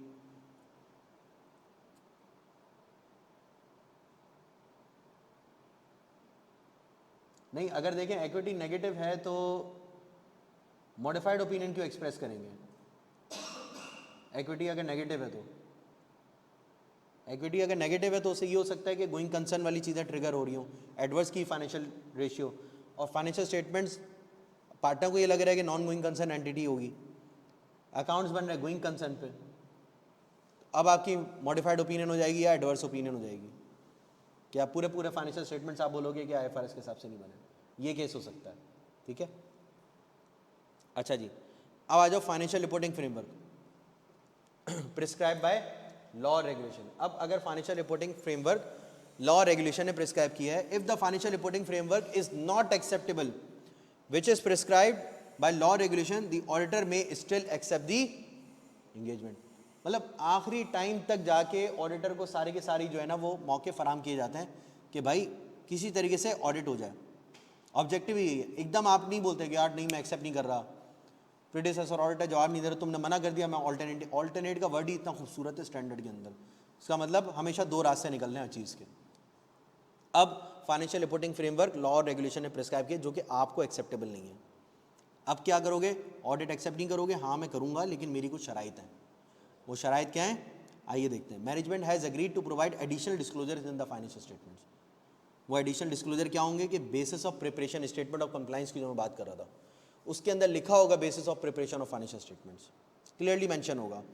और इंगेजमेंट लेटर के अंदर ऑडिटर ये लिखेगा the audit opinion will not give true and fair view and present Fairlie in all material respect.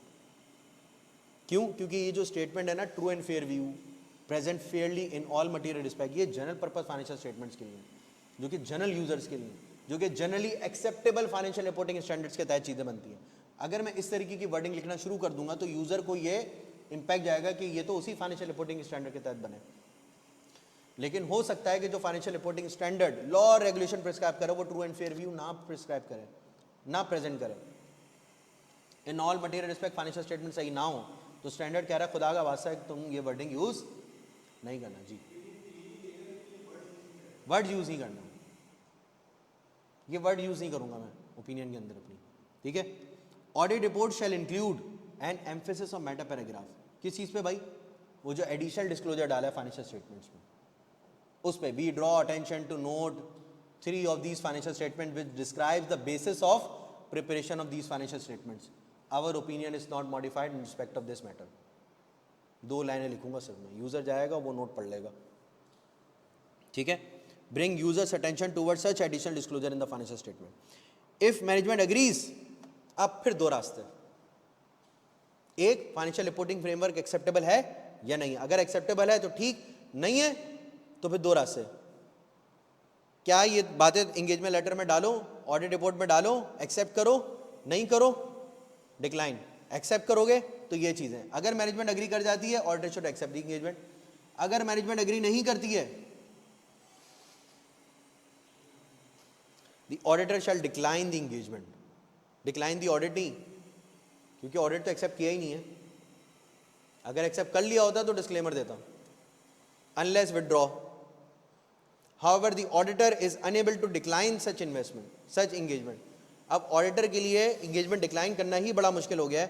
The auditor shall evaluate the effect of misleading financial statement on the audit report and include reference of the same in the engagement letter.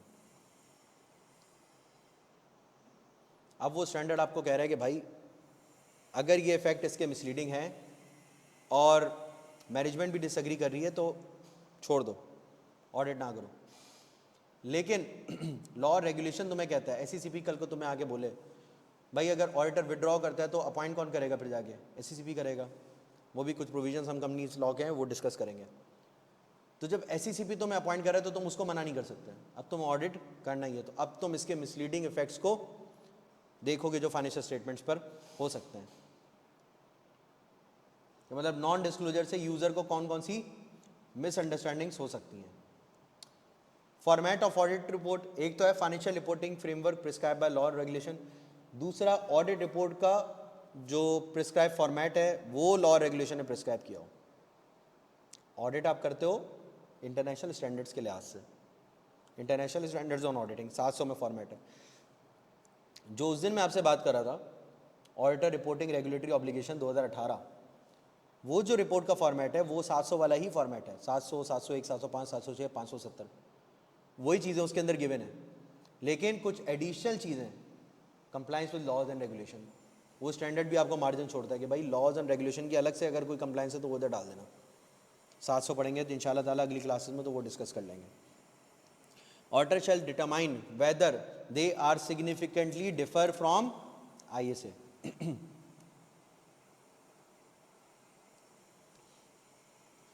कि क्या जो format law और regulation ने prescribe किया है वो significantly deviate तो नहीं करता है ऑडिटिंग स्टैंडर्ड से. Then consider whether user might misunderstand regarding assurance being obtained in the financial statement. कि भाई अगर फॉर्मेट अगर ऐसा है कि वो जो ऑडिट स्टैंडर्ड है उससे ही डेविएट करता है तो शक है कि users might misunderstand the level of assurance obtained. हो सकता है वो कम्युनिकेट करो यार एब्सोल्यूट अश्योरेंस है, या ऐसी एश्योरेंस है जो ऑडिटर दे ही नहीं सकता, या उसमें कुछ मैनेजमेंट की जिम्मेदारियां भी ऑडिटर के खाते में डाल दी हैं. लाइक फाइनेंशियल स्टेटमेंट बनाना इनकी जिम्मेदारी है, फ्रॉड पकड़ना ऑडिटर की जिम्मेदारी है. स्कोप से रिलेटेड कोई भी मसला आ सकता है, क्लैरिटी नहीं है. Whether additional explanation in the audit report can mitigate such misunderstanding. एक मिसलीडिंग इफेक्ट ना क्रिएट किया जाए.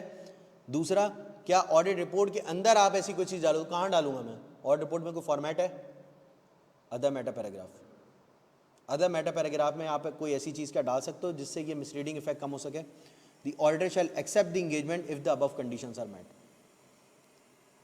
कि हाँ यूज़र मिसलीड होगा लेकिन मैं अपनी ऑडिट रिपोर्ट के जरिए वो कम्युनिकेशन करके कंट्रोल कर सकता हूँ. अब स्टैंडर्ड कहता है 210 कहता है आप ऑडिट एक्सेप्ट कर लो. If the above conditions are not met and the auditor is unable to decline the engagement. अब ऊपर वाली कंडीशन भी मीट नहीं हो रही है, इफेक्ट भी मिसलीडिंग है और ऑडिट रिपोर्ट के फॉर्मेट को भी मैं नहीं छेड़ सकता.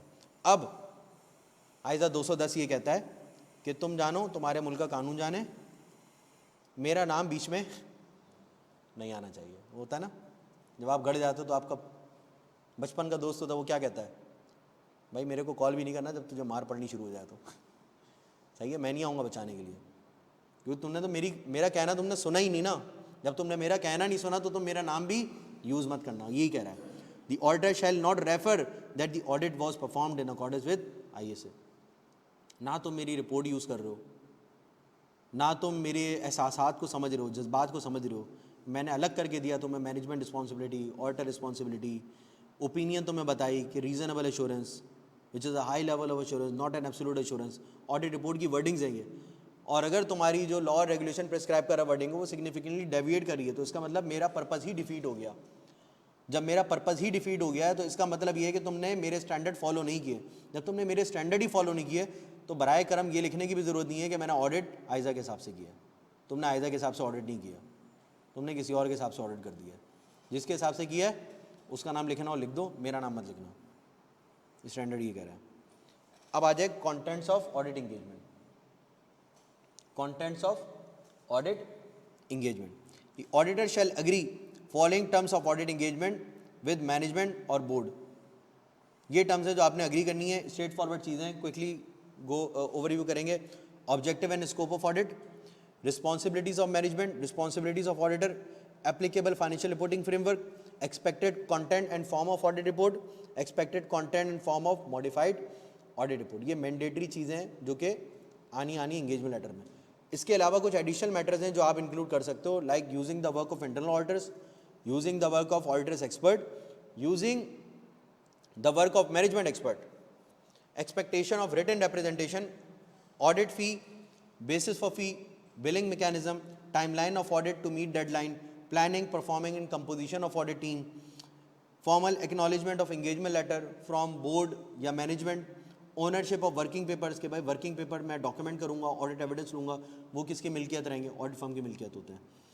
Communicate with other parties including previous auditor, के मैं तुम्हारे प्रीवियस ऑडिटर से भी कम्युनिकेशन कर सकता हूँ. भाई एक कम्युनिकेशन तो कर ली ना मैंने क्लाइंट एक्सेप्ट करने से पहले, दूसरी कम्युनिकेशन कब करूँगा? Verification of opening balances, CA final का टॉपिक है. उसके लिए भी मैं जाता हूँ प्रीवियस ऑडिटर के पास. भाई तुमने जो क्लोजिंग बैलेंस पर काम किया वो मेरे लिए ओपनिंग बैलेंस है, तो अपने वर्किंग पेपर्स का रिव्यू करा दो ताकि मैं देख सकूँ तुमने सही तरीके से काम किया ही नहीं किया. तो फिर मुझे ओपनिंग बैलेंस पर अलग से काम करने की ज़रूरत नहीं है. अगर मैं काम करूँगा तो मेरा स्कोप भी बढ़ जाएगा, टाइम बढ़ेगा, एफर्ट बढ़ेंगी, हो सकता है फीस भी बढ़ जाए. सही है. अच्छा जी, page number 7, changes in terms of engagement letter. अब इंगेजमेंट लेटर के अंदर अगर टर्म्स के अंदर चेंज आए तो क्या करेंगे? इफ़ क्लाइंट आस्क, ये बहुत फ्रीक्वेंटली आया है कैफ के अंदर, बहुत फ्रीक्वेंटली टेस्ट हुआ है. If client asks the auditor to change the terms of audit engagement letter, the auditor shall seek reasonable justification for doing so. अगर मैनेजमेंट आपके पास ये रिक्वेस्ट लेकर आए कि भाई टर्म्स ऑफ ऑडिट इंगेजमेंट है उसमें चेंज कर दो, तो आप जस्टिफिकेशन लोगे, क्यों, सवाल करोगे क्यों, पूछो क्यों. ऑडिट क्लाइंट में request change in the following scenario. ये सिनेरियोज आपको स्टैंडर्ड में बताएं. मेजॉरिटी ये रीजंस होते हैं कि जब क्लाइंट आपको बोले और शायद वो एक्सेप्टेबल भी हों. Changes in circumstances affecting the need of services. कि क्लाइंट आपके पास आया, आपने एंगेजमेंट लेटर साइन कर दिया, क्लाइंट कह रहे हैं यार आप तो एक्सटर्नल ऑडिट कर रहे हो, हमने तो इंटरनल ऑडिट करवाना था, या हमने तो लिमिटेड एश्योरेंस लेनी थी, हमारे ऊपर तो ऑडिट की रिक्वायरमेंट ही नहीं है, ऑडिट ही नहीं करवाना हमने तो रिव्यू करवाना था. तो अगर उसके रीज़न जस्टिफाइबल हैं तो आप टर्म्स को चेंज कर दो. Misunderstanding regarding the scope of work, वही चीज़. Restriction on the scope of engagement whether impose by the management और कॉज बाय द सर्कमस्टांसेस. आइए डिस्कस कर लेते हैं. Responsibility of an auditor when audit client requests for a change in the terms of audit engagement, the auditor should evaluate. ये procedures हैं. ये ऐसा समझ लो कि एग्जाम में सवाल आया कि management has requested to change the terms of audit engagement, as an auditor comment on the management request. तो आपने ये पॉइंट उठा के छाप देना है समझ के. तो ये एज इट इज़ ड्राफ्ट हुए में कुछ नहीं करना, छपाई मारनी है इनकी सर्कमस्टांसेस को देखते हुए. Auditor should evaluate the reasonableness of justification provided by the management. Management आपको वजह बताएगी, आपने उसको देखना है कि जस्टिफाइबल है कि नहीं है. In case the change results in restriction on the scope of engagement, the firm should assess whether it will be able to meet statutory responsibility after imposing such restriction. भाई स्टॉक काउंट नहीं करने जाने दे रही वो आपको, बोले भाई आप स्टॉक काउंट नहीं कर सकते.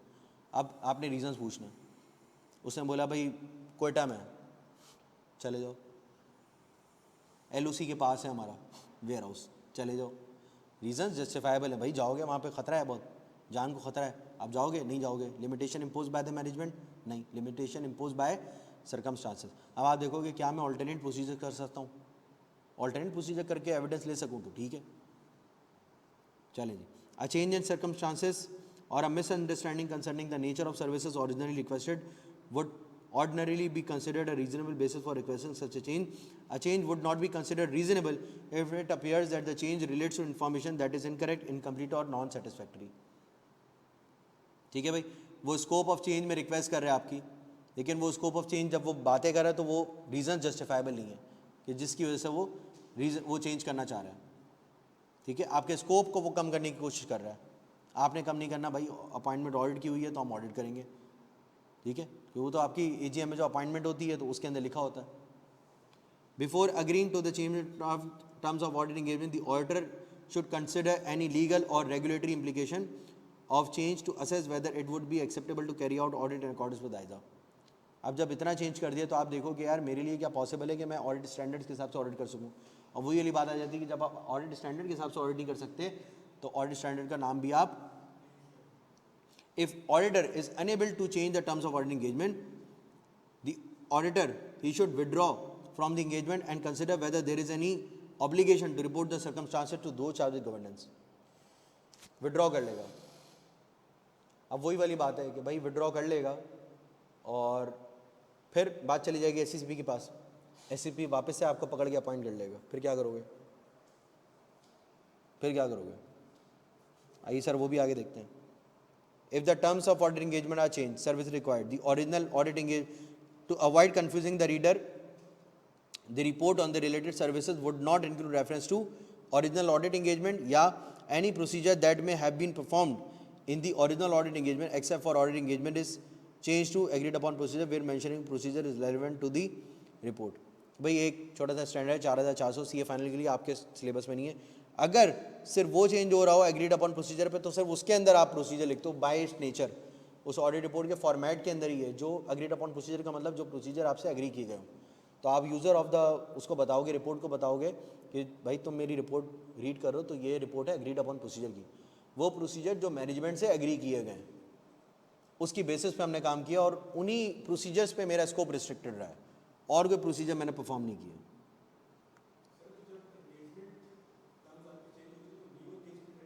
न्यू इंगेजमेंट लेटर साइन होगा. न्यू इंगेजमेंट लेटर वो वही कह रहा है कि जब आप न्यू इंगेजमेंट लेटर साइन करो तो प्रीवियस किसी भी इंगेजमेंट का रेफरेंस आपने नहीं देना है. ना ही कोई प्रोसीजर परफॉर्म किया, उसका रेफरेंस आपने देना है। अब आ जाओ रिकरिंग ऑडिट। रिकरिंग ऑडिट के बारे में सवाल था किसी का, रिकरिंग ऑडिट के बारे में आ जाओ। The auditor shell assess whether circumstances require the terms of audit engagement to be revised and whether there is a need to remind that entity of the existing terms of the audit engagement. सबसे पहले आप देखोगे क्या कुछ ऐसे हालात हैं जिसकी बेसिस पे मुझे लगता है कि यार मुझे revise terms of audit engagement भेज देनी चाहिए या अपडेट कर देना चाहिए, कोई मिसअंडरस्टैंडिंग तो क्रिएट नहीं हो रही है। तो कुछ फॉलोइंग फैक्टर्स हैं वो इसके अंदर लिखें। Any indication that the entity might misunderstand the objective and scope of audit. Simple सा अंग्रेजी में लिखा हुआ है, किसी का कोई सवाल है तो हम उस पॉइंट को डिस्कस कर लेंगे इन डिटेल में, ठीक है। एनी रिवाइज्ड और special terms of audit engagement. A recent change of senior management, भाई सीएफओ चेंज हो गया, सीईओ चेंज हो गया, तो देयर आर हाई चांसेस कि वो अपनी स्कोप, अपने ऑब्जेक्टिव को, जो मैनेजमेंट रिस्पॉन्सिबिलिटी है उसको सही तरीके से ना समझ रहे हो, तो देयर इज़ अ नीड कि आप फ्रेश एंगेजमेंट लेटर भेजें उनको। A significant change in ownership, share holder change हो गया या बोर्ड ऑफ डायरेक्टर चेंज हो गया। Significant change in nature and size of entity's business, change in legal and regulatory requirement, change in financial reporting framework used in the preparation of financial statement, basis of financial statement he change हो गई।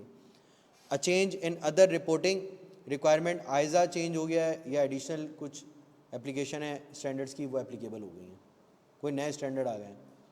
हो सकता है कि आप ज़्यादा assurance दे रहे हो या कम assurance दे रहे हो, कोई नए किस्म के audit procedure हैं वो आपने करने हैं, लाइक की ऑडिट मैटर आया था, वो चीज़ें, उस तरह की चीज़ आपने डाली हैं तो आप डाल सकते हो।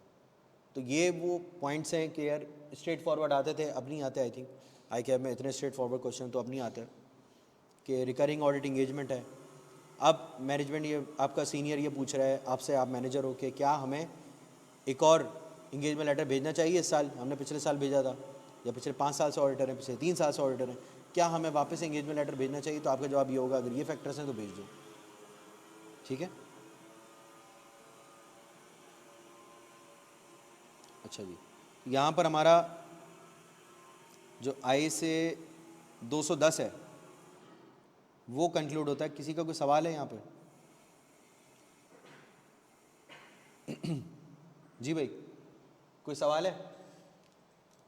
बहुत सारे सवाल रुके हुए थे। 210 भी ख़त्म हो गया यार, 2 स्टैंडर्ड ख़त्म हो गए आपके, अल्हम्दुलिल्लाह जी। अब ज़रा सा स्टैंडर्ड भी रीड कर लें अगर आपका कोई सवाल नहीं है तो।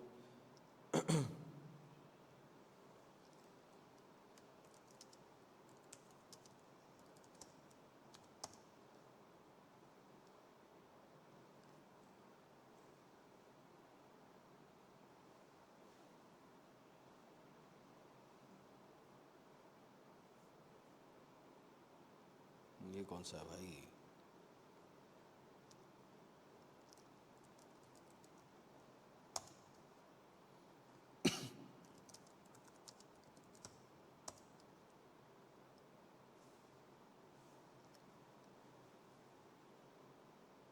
अच्छा जी, स्क्रीन पे विजिबल है standard?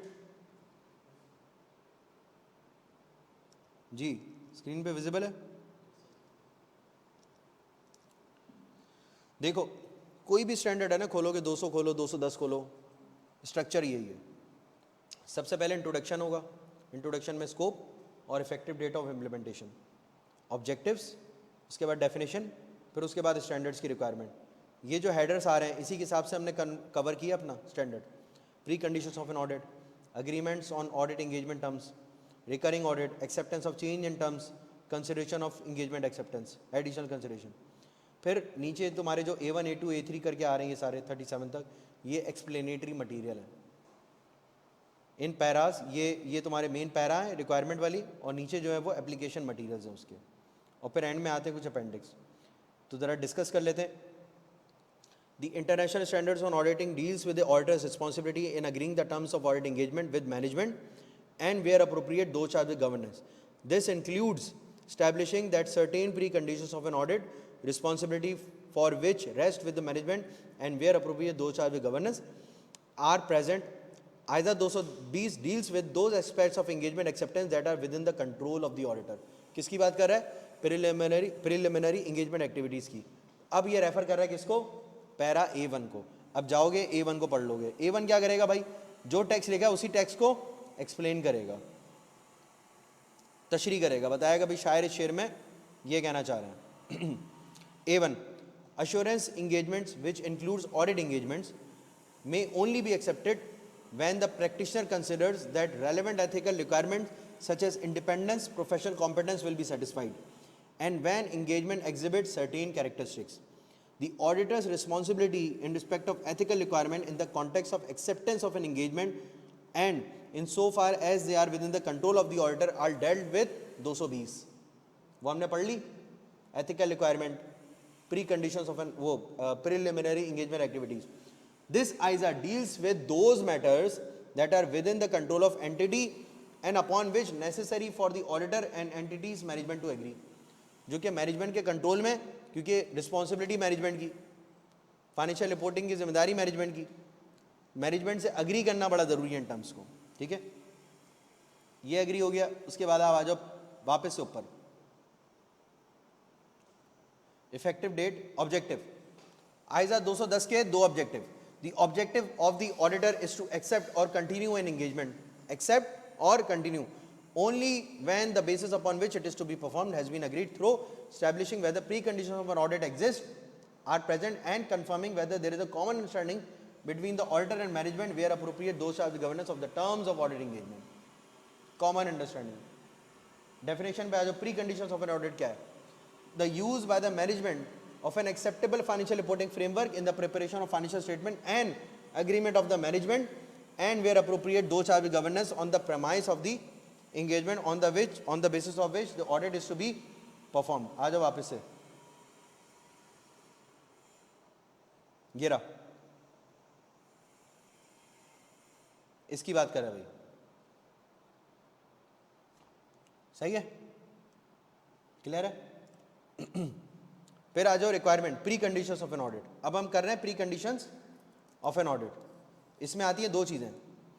In order to establish whether preconditions of an audit are present, para number 6, the auditor shall determine whether financial reporting framework to be applied in the preparation of financial statement is acceptable, obtain the agreement of management that it acknowledges and understands the responsibility for the preparation of financial statement, for implementation of internal controls, to provide the auditor with access to all information, additional information, unrestricted access to the persons within the entity to obtain necessary audit evidence. Clear है। अब आपने अगर ये पढ़ना है तो para A2 से लेके A10 तक आपको एक्सप्लेन करता है फाइनेंशियल रिपोर्टिंग फ्रेमवर्क की एक्सेप्टेबिलिटी के ऊपर। जो मैंने समंदर को उठा के कूजों में बंद कर दिया ना, 10 पैरा छोटी छोटी लाइनों में बंद कर दिया है, जरा इसको देख लेते हैं। A2 से A10 तक कहता गया है। So this is how you read the standard. सबसे पहले बात कर रहा है financial reporting framework. A condition for acceptance of an assurance engagement is that the criteria, क्योंकि ये एलिमेंट्स ऑफ ऑडिट में भाई, एलिमेंट्स ऑफ एश्योरेंस एंगेजमेंट में सूटेबल क्राइटेरिया आपका अग्री होना चाहिए। This is the suitable criteria referred in the definition of assurance engagement are suitable and available to the intended user. Criteria are the benchmark used to evaluate और measure the subject matter. Subject matter क्या है भाई? Financial statement. Financial statements सही बने कि नहीं बने, उसको इवैल्यूएट किस चीज से करोगे? कौन सा बेंचमार्क है? IFRS, ठीक है। तो उसको एक्सप्लेन करा फाइनेंशियल रिपोर्टिंग फ्रेमवर्क इन एक्चुअल होता गया है। For presentation and disclosure suitable criteria enables reasonably consistent evaluation or measurement of a subject matter within the context of professional judgment for the purpose of the ISAs। कभी बात करेगा this ISA तो इसका मतलब 210 के बारे में बात करूँ। जब बात कर देगा for the purpose of ISAs तो तमाम स्टैंडर्ड शामिल हो जाएंगे इसमें, ठीक है। The applicable financial reporting framework provides criteria the auditor uses to the audit financial statement, including where relevant their fair presentation. Without an acceptable financial reporting framework, management does not have an appropriate basis for the preparation of financial statements, and the auditor does not have a suitable criteria for auditing the financial statement. In many cases, the auditor may presume that the applicable financial reporting framework is acceptable. इसको further describe कर दिया para 8 से लेके 9 तक, ये सारे para देखने हैं, ठीक है। अब आ जाओ एक्सेप्टेबिलिटी पे। Factors relevant, nature of entity, भाई कौन सी एंटिटी है? Business enterprise, public sector, not for profit, purpose of financial statement, general purpose या special purpose financial statement, nature of financial statement, Complete set, special purpose. Whether law regulation prescribe the financial reporting framework. Many users of the financial statement are not in a position to demand financial statement tailored to meet their specific information needs, while all the information need of specific users cannot be met, which requires additional disclosures in the financial statement. Okay? There are financial information needs that are common to a wide range of users. Financial statements are prepared in accordance with financial reporting framework designed to meet common financial information need of a wide range of users that are referred to as general purpose financial statements, जो कि general users के लिए उनकी need को पूरा करते हैं, common disclosures होते हैं उसमें. In some cases, financial statement will be prepared in accordance with the financial reporting framework designed to meet the financial information need of specific users. The financial statements are referred to as special purpose financial statements, जो कि खास ये सारी बातें हम discuss कर चुके हैं, मैं सिर्फ अंग्रेजी पढ़ के बता रहा हूँ. ठीक है. Such financial statements are referred to as special purpose financial statement. The financial information needs of an intended user will determine the applicable financial reporting framework in these circumstances. Either also discusses the acceptability of financial reporting framework designed to meet the needs of the specific user. ISA 800 बात करता है जब आप audit कर रहे हो special purpose financial statements का, कोई स्पेसिफिक रिक्वायरमेंट है उसकी और वो कहता है कि बाकी स्टैंडर्ड्स भी अप्लीकेबल है जहाँ जहाँ उनकी ज़रूरत पड़ रही. तो ISA 800 आपके सिलेबस में नहीं है, CA फाइनल के सिलेबस के अंदर है. Clear?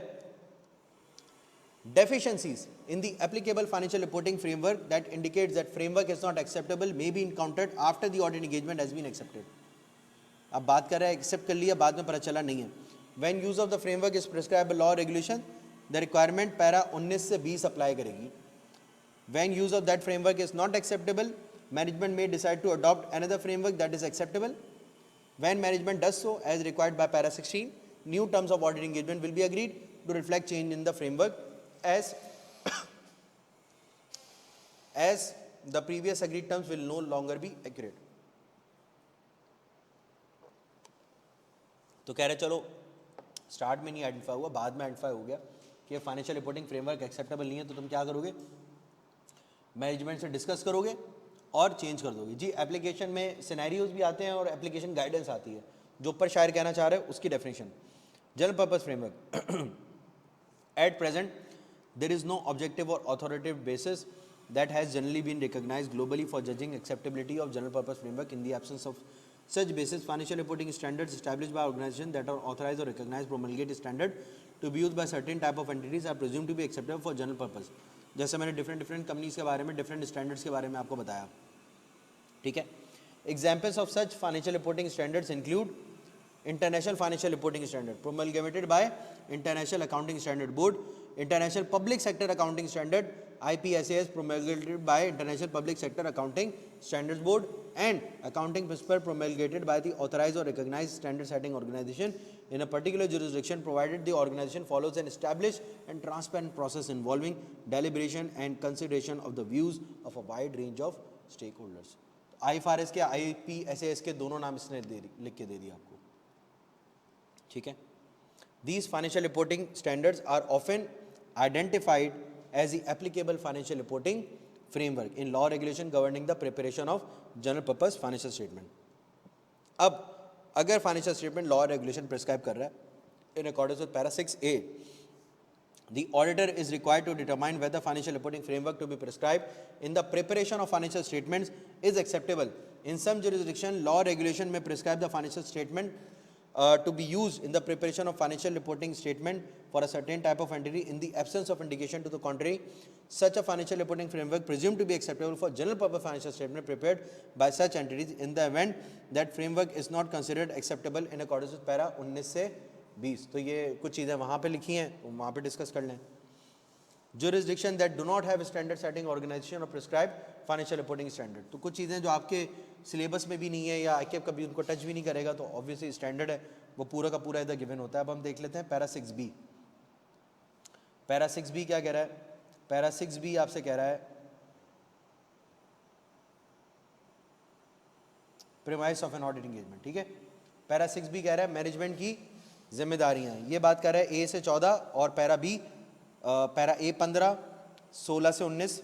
तो हम पढ़ सकते हैं इसको पैरा 11 से लेके पैरा A 19 तक. स्किम कर लेंगे, आप घर जाएं इसको रीड करें, आप जो घर में हैं वो रीड कर सकते हैं.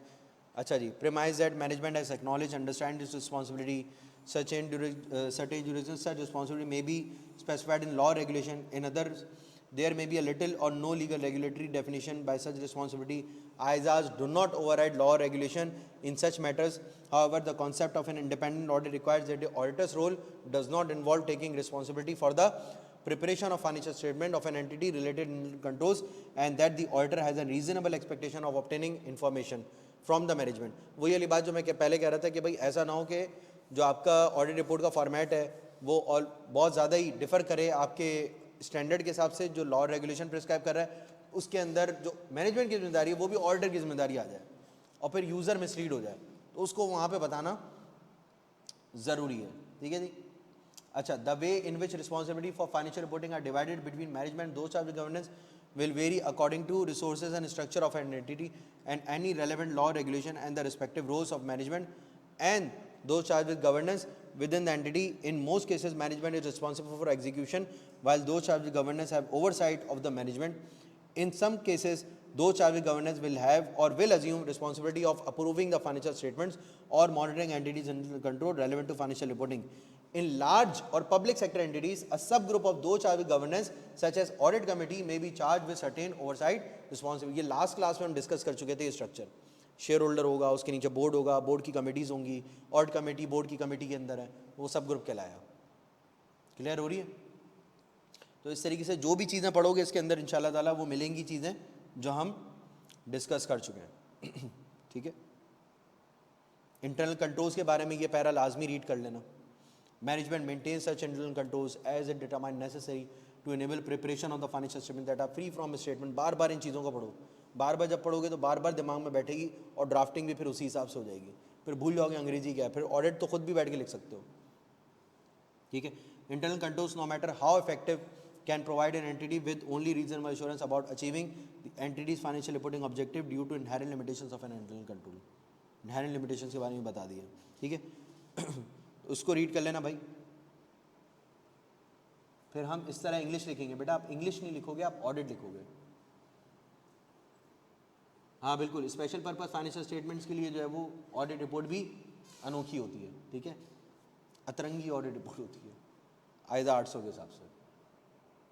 ठीक है भाई, कोई सवाल है किसी का?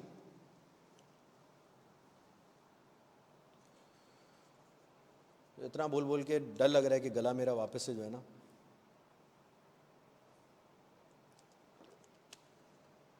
जी भाई किसी का कोई सवाल है?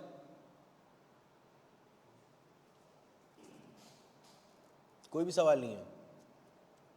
जी भाई कोई सवाल नहीं है किसी का? Are you sure? Sir please आपके पास जितने नोट्स हैं भेज दें ताकि हम एक ही बार प्रिंट चला लें। क्यों क्यों भेजूँ मैं? हैं क्यों भेजूँ? देखो सारे जितने भी नोट्स हैं ना सारे के सारे पोर्टल पे अपलोड होंगे। अच्छा, एक और अनाउंसमेंट ये थी प्यारे बच्चों, वो ये कि मैनेजमेंट का ये डिसीजन था, हमारा डिसीजन था सबका, कि जो स्टार्ट की 5 क्लासेस होंगी वो ओपन होंगी और यूट्यूब पे मिल जाएंगी आपको, आप यूट्यूब से देख सकते हैं। आज के बाद से जितनी भी क्लासेस हैं वो आप पोर्टल के थ्रू ही एक्सेस कर पाएंगे। ठीक है, आज के बाद से जितनी भी क्लासेस हैं वो सारी की सारी एक्सेस होंगी पोर्टल के थ्रू। तो अगर किसी ने पोर्टल एक्सेस नहीं लिया तो ले सकता है। किसी को अगर मुश्किलात पेश आ रही हैं, सिग्निफिकेंट कंसर्न्स हैं, तो वो रब्ता कर सकता है। ठीक है, क्लास की टाइमिंग के हवाले से बात हो रही है तो मैं पहली क्लास की टाइमिंग के हवाले से चीज़ें क्लियर कर चुका हूँ, मैं फिर से आपको क्लियर कर देता हूँ। मैं एक स्केड्यूल बना देता हूँ इधर। भाई एक क्लास हमारी हो रही है ट्यूसडे को। कब हो रही है क्लास ट्यूसडे को? ट्यूसडे को क्लास हो रही है 12:30 से लेके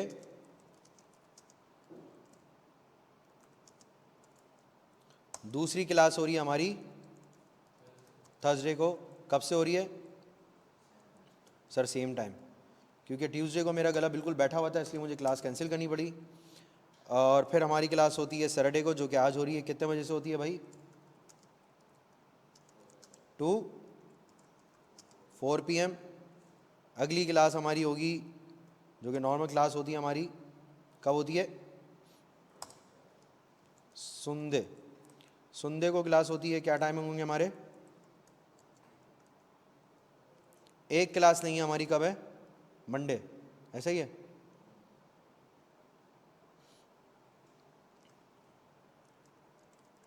मंडे खाली, ट्यूसडे को मिल लो, वेडनेसडे खाली, कहाँ गया?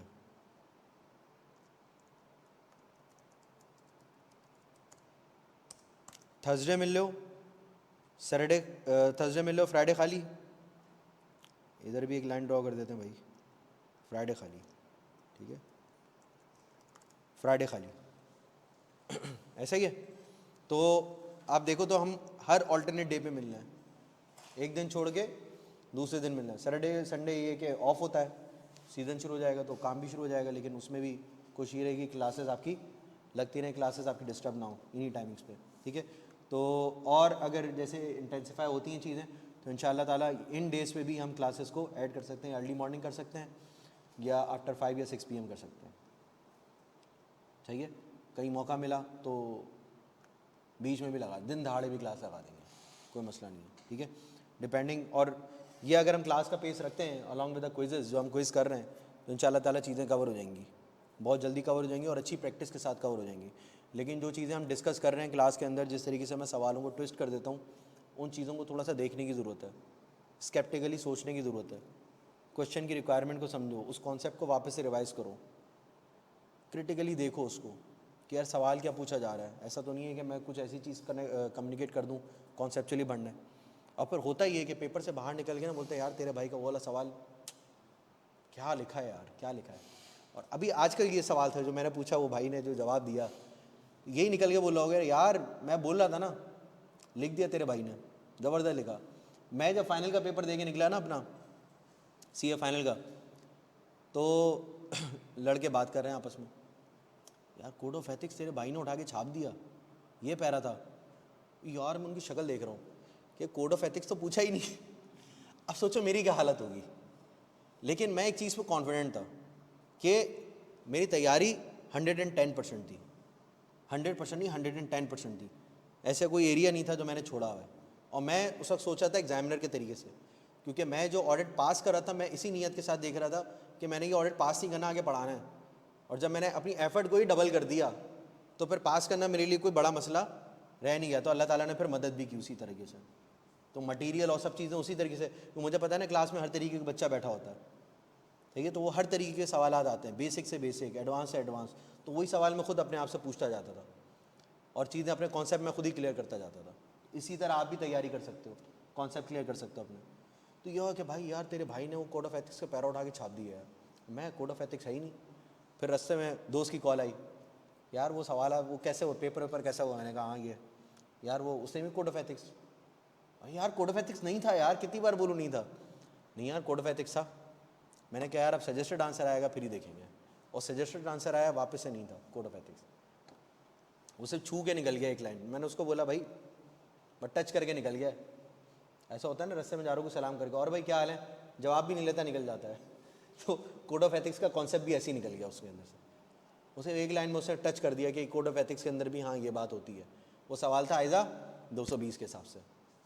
मैंने कहाँ से पकड़ा भाई, एथिकल रिक्वायरमेंट तुम्हारी 220 के अंदर भी है, ISQM के अंदर भी है, कोड ऑफ एथिक्स के अंदर भी है। वो सवाल था स्पेसिफिक इंगेजमेंट से रिलेटेड, एक स्पेसिफिक इंगेजमेंट का मसला था। और ये चीज़ होती है कि और एग्जामिनर आपको जिस रोल के अंदर रखे ना, आपको उस रोल के अंदर जवाब देना है। अगर आपको एथिकल मसला है, आपको एग्जामिनर करे you are the engagement partner.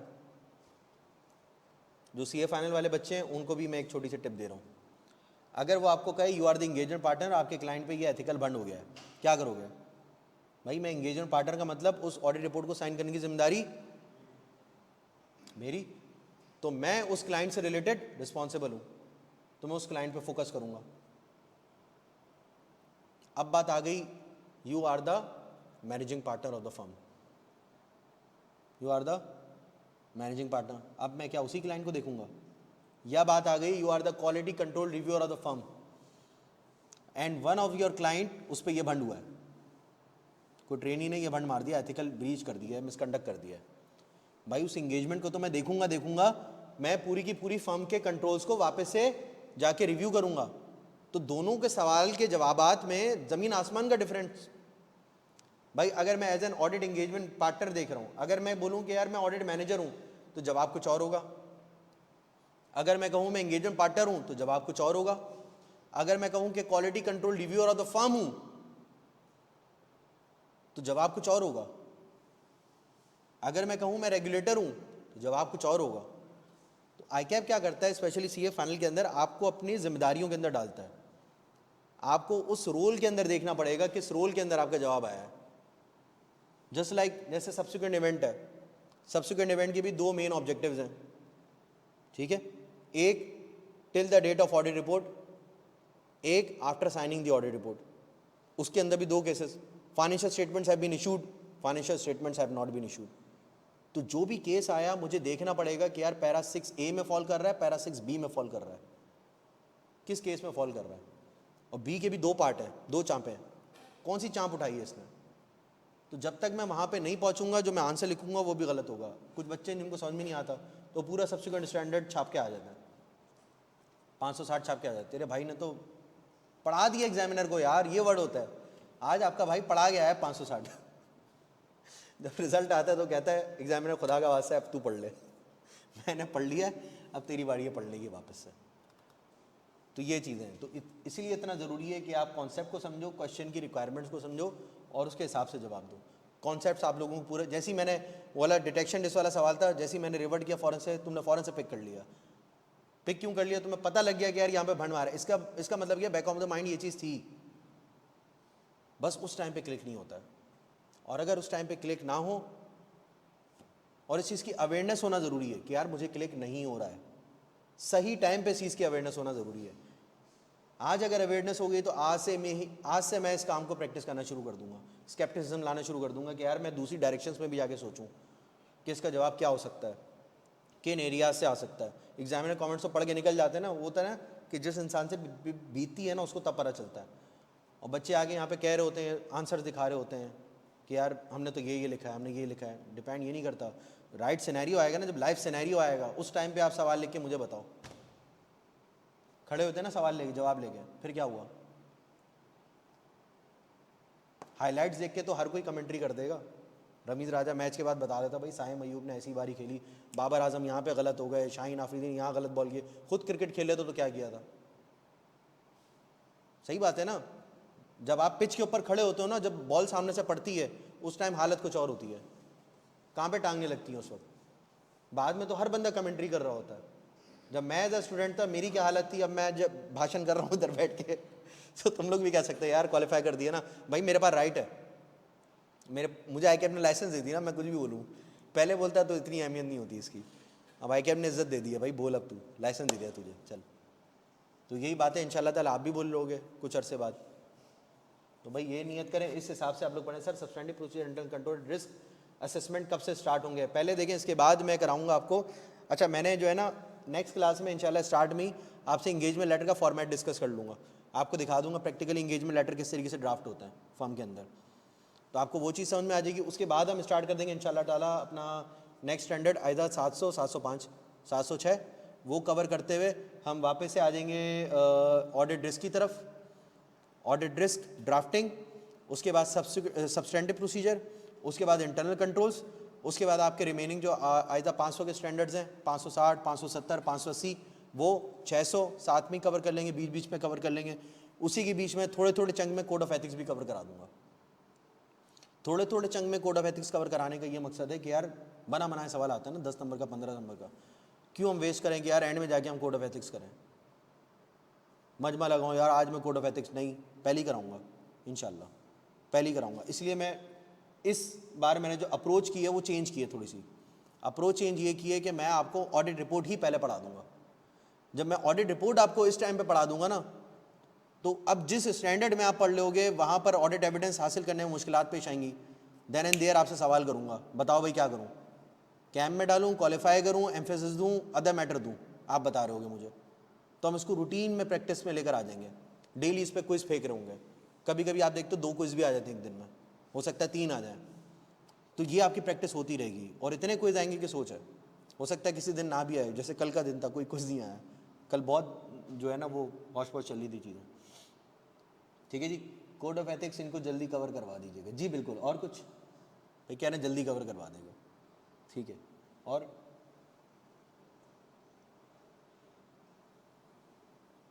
कोई सवाल है, कोई ख्वाहिश, और कोई ख्वाहिशात हैं आप लोगों की, और कोई ख्वाहिशात हैं?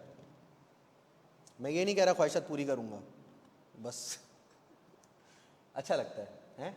पास तो देखें, पास आप लोगों ने करना है, मैं सिर्फ आप कोशिश कर सकता हूँ, आपको रास्ता दिखा सकता हूँ, डायरेक्शन दिखा सकता हूँ, आपके फेलियर रिस्क को कम से कम कर सकता हूँ। अब एक और इक्वेशन आ गई है, ठीक है, ये आपका फेलियर रिस्क। एक इक्वेशन हमने पढ़ी ना, क्या थी? Audit risk is equal to inherent risk into control risk into detection risk. ये है आपका फेलियर रिस्क, ये आपका इनहेरेंट रिस्क, ये आपका कंट्रोल रिस्क, और ये आपका डिटेक्शन रिस्क। इनहेरेंट रिस्क तो अपनी जगह पर मौजूद है, रिस्क ऑफ फेलियर। कंट्रोल्स क्या हैं? आपकी तैयारी, लाइव क्लासेस, ये कंट्रोल है। इससे आप इस चीज़ को, इसके इफेक्ट को कम कर सकते हो। Detection risk